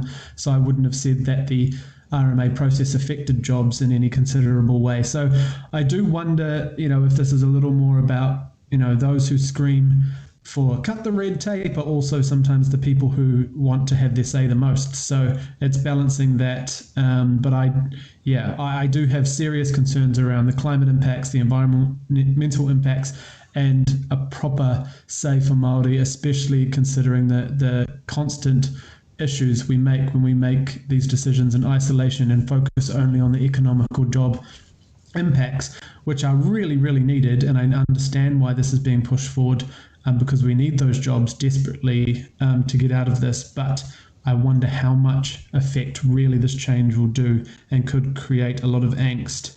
I would say that we have quite a number of projects that could be underway that are consented, that are dragging, that we'd love the government to throw a whole lot of money and get those happening now. I reluctantly support this because it's for jobs and incomes and all that, but I hope that our final submission is pretty strong on climate, environment and Māori outcomes and feedback, because we cannot continue to make the mistakes that Auckland and other cities continue to make, is when we drive everything backwards after many years of trying to make the right decisions for those three quarters, especially going forward. So thank you. Thank you, Councillor Hills, and I'll now go to Councillor Tracy Mulholland. Kia ora, and thank you, Mr. Chair, and thank you for the opportunity. So I'd like to thank the staff for your fabulous report.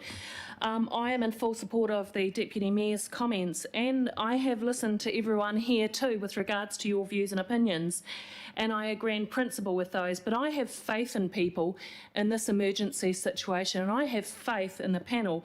I also have faith in the people that will chair those panels, and I have faith that we will share our view and opinion, and that those views and opinions will align to a better Auckland and Aotearoa. So I am in full agreement, and I support that on point 4 we see the Minister for the Environment will determine the project, so I think that says it all for me. I just would like to say that I do think we need to get the economy going. We do need to work together. So what I'm going to finally share with you is this. 2 things. One is what government used in their campaign to win, and the second is what we're doing to win the opinion of Aucklanders in our Tamaki Makaurau and our emergency budget. So let's do it together. Kia ora tātou. Nice, thank you, Councillor Mulholland. And Councillor Desley Simpson, please. Thanks, Mr. Chair. Look, what a nightmare. I'm still reeling over the fact that the Mayor thinks he's more conservative than the Deputy Mayor. But look, in all seriousness, I just would ask you to look at Resolution B and read it from someone who's not in this meeting. And I just wondered if it could be rewritten slightly, so request, instead of request that if the submission time frame allows, we know it's going to be tight, say request staff will forward the draft submission to the Planning Committee and local board chairs for high level feedback, noting that the submission time frame may be extremely tight. Do you see what I'm saying? It just looks as if, look, if it's going to be, we're not going to forward to anybody if it's going to be too tight. I think we should always try and do that first. That was just my point around. I'm just trying to work out what the difference is, but look, I'm happy to. Do you see, it just, if you read it cold, it just says if the submission time frame allows, we'll send it to other people, right? We know it's not going to be a long time frame. We know it's going to be tight. So let's say we request staff will forward it to the Planning Committee and local board chairs for high level feedback, noting that the submission time frame will probably be extremely tight. Okay, look, it's neither here nor there, so we'll have a look at those words. Thank you, Councillor Simpson.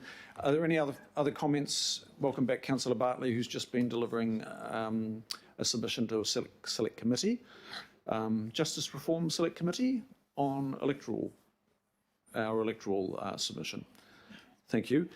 So look, just before we go to the vote, members, it is difficult to speak to this, but I would hope that the bullet points under paragraph 14, are they generally supported? So John Dogood and Ian Smallburn raised some key points there. I'm not hearing any feedback on those points. No, Tracy, Councillor Mulholland did address one of those points, but from what I've heard, I think there is general support. While you're pondering that, I'll go to Councillor Filipina. And if somebody could silence their dance music. That's probably it. Councillor Filipina, please. Thank you, and my apologies for the dance music. It's just something I wanted to do some exercise, so my apologies for that. Chair, look, my question is, so this particular process is a government process that we're feeding into. Can I just confirm that? That's correct, yes. Okay then. No, that's all it was. I just wanted to be clear in my mind that it's a government process that we're feeding into. Thank you. Not dissimilar to the process that Councillor Josephine Bartley has just represented us on, and many of us have done the same task. It is government asking us our views, though, and we will offer those views. Okay, members. Well, look, I think we've canvassed this well. John, I think you can take away that there is general support for the bullet points that you've highlighted under paragraph 14. I've probably got it when the bill does come up. I've probably got a question about what the sunset. Why 2 years? Why not 1 year? I'm not suggesting I'm supporting the bill. I'm just posing a question. There needs to be some evidence as to why a sunset clause should be 2 years as opposed to 1 year. There's nothing quite like, something that's temporary when the writer of the legislation really has their eyes on maybe something that's more permanent. So, and look, it's not just about the notification under Section 95. That leads to extinguishing the rights of appeal to the Environment Court, but I understand the right is retained to go to the High Court, which is a very costly judicial review. So it does extinguish the right of participation, and that, as Chair, I have to express that concern as well, that a number of members have articulated that concern. So let's see what the bill itself says, but I think we might have to go back and pick up on that, that complete lack of public participation. Okay, put it to the vote. Deputy Mayor, given your enthusiasm and your conservatism, I'll put you there as a seconder. So it's moved and seconded. I'll take it on the voices. All those in favour say aye. Aye. To the contrary, no. And would anybody like to have that no recorded? I'd just like to have mine. No, I just need to. Okay, I'll record your no. Thank you. So, members, that is carried. There is nothing further. Oh, just move. Somebody like to move procedurally?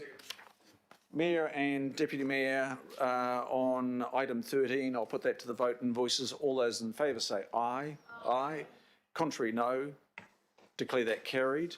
I'll just check with our staff. Thank you, Duncan, our governance advisor. There's no further business. And thank you, members. In the post-COVID world, our first planning committee is complete. Thank you. Oh, and there is no lunch, but the deputy chair of the committee was up all night last night making us a cake. Shane, are you listening? Shane, are you listening? Yeah, I am, yeah.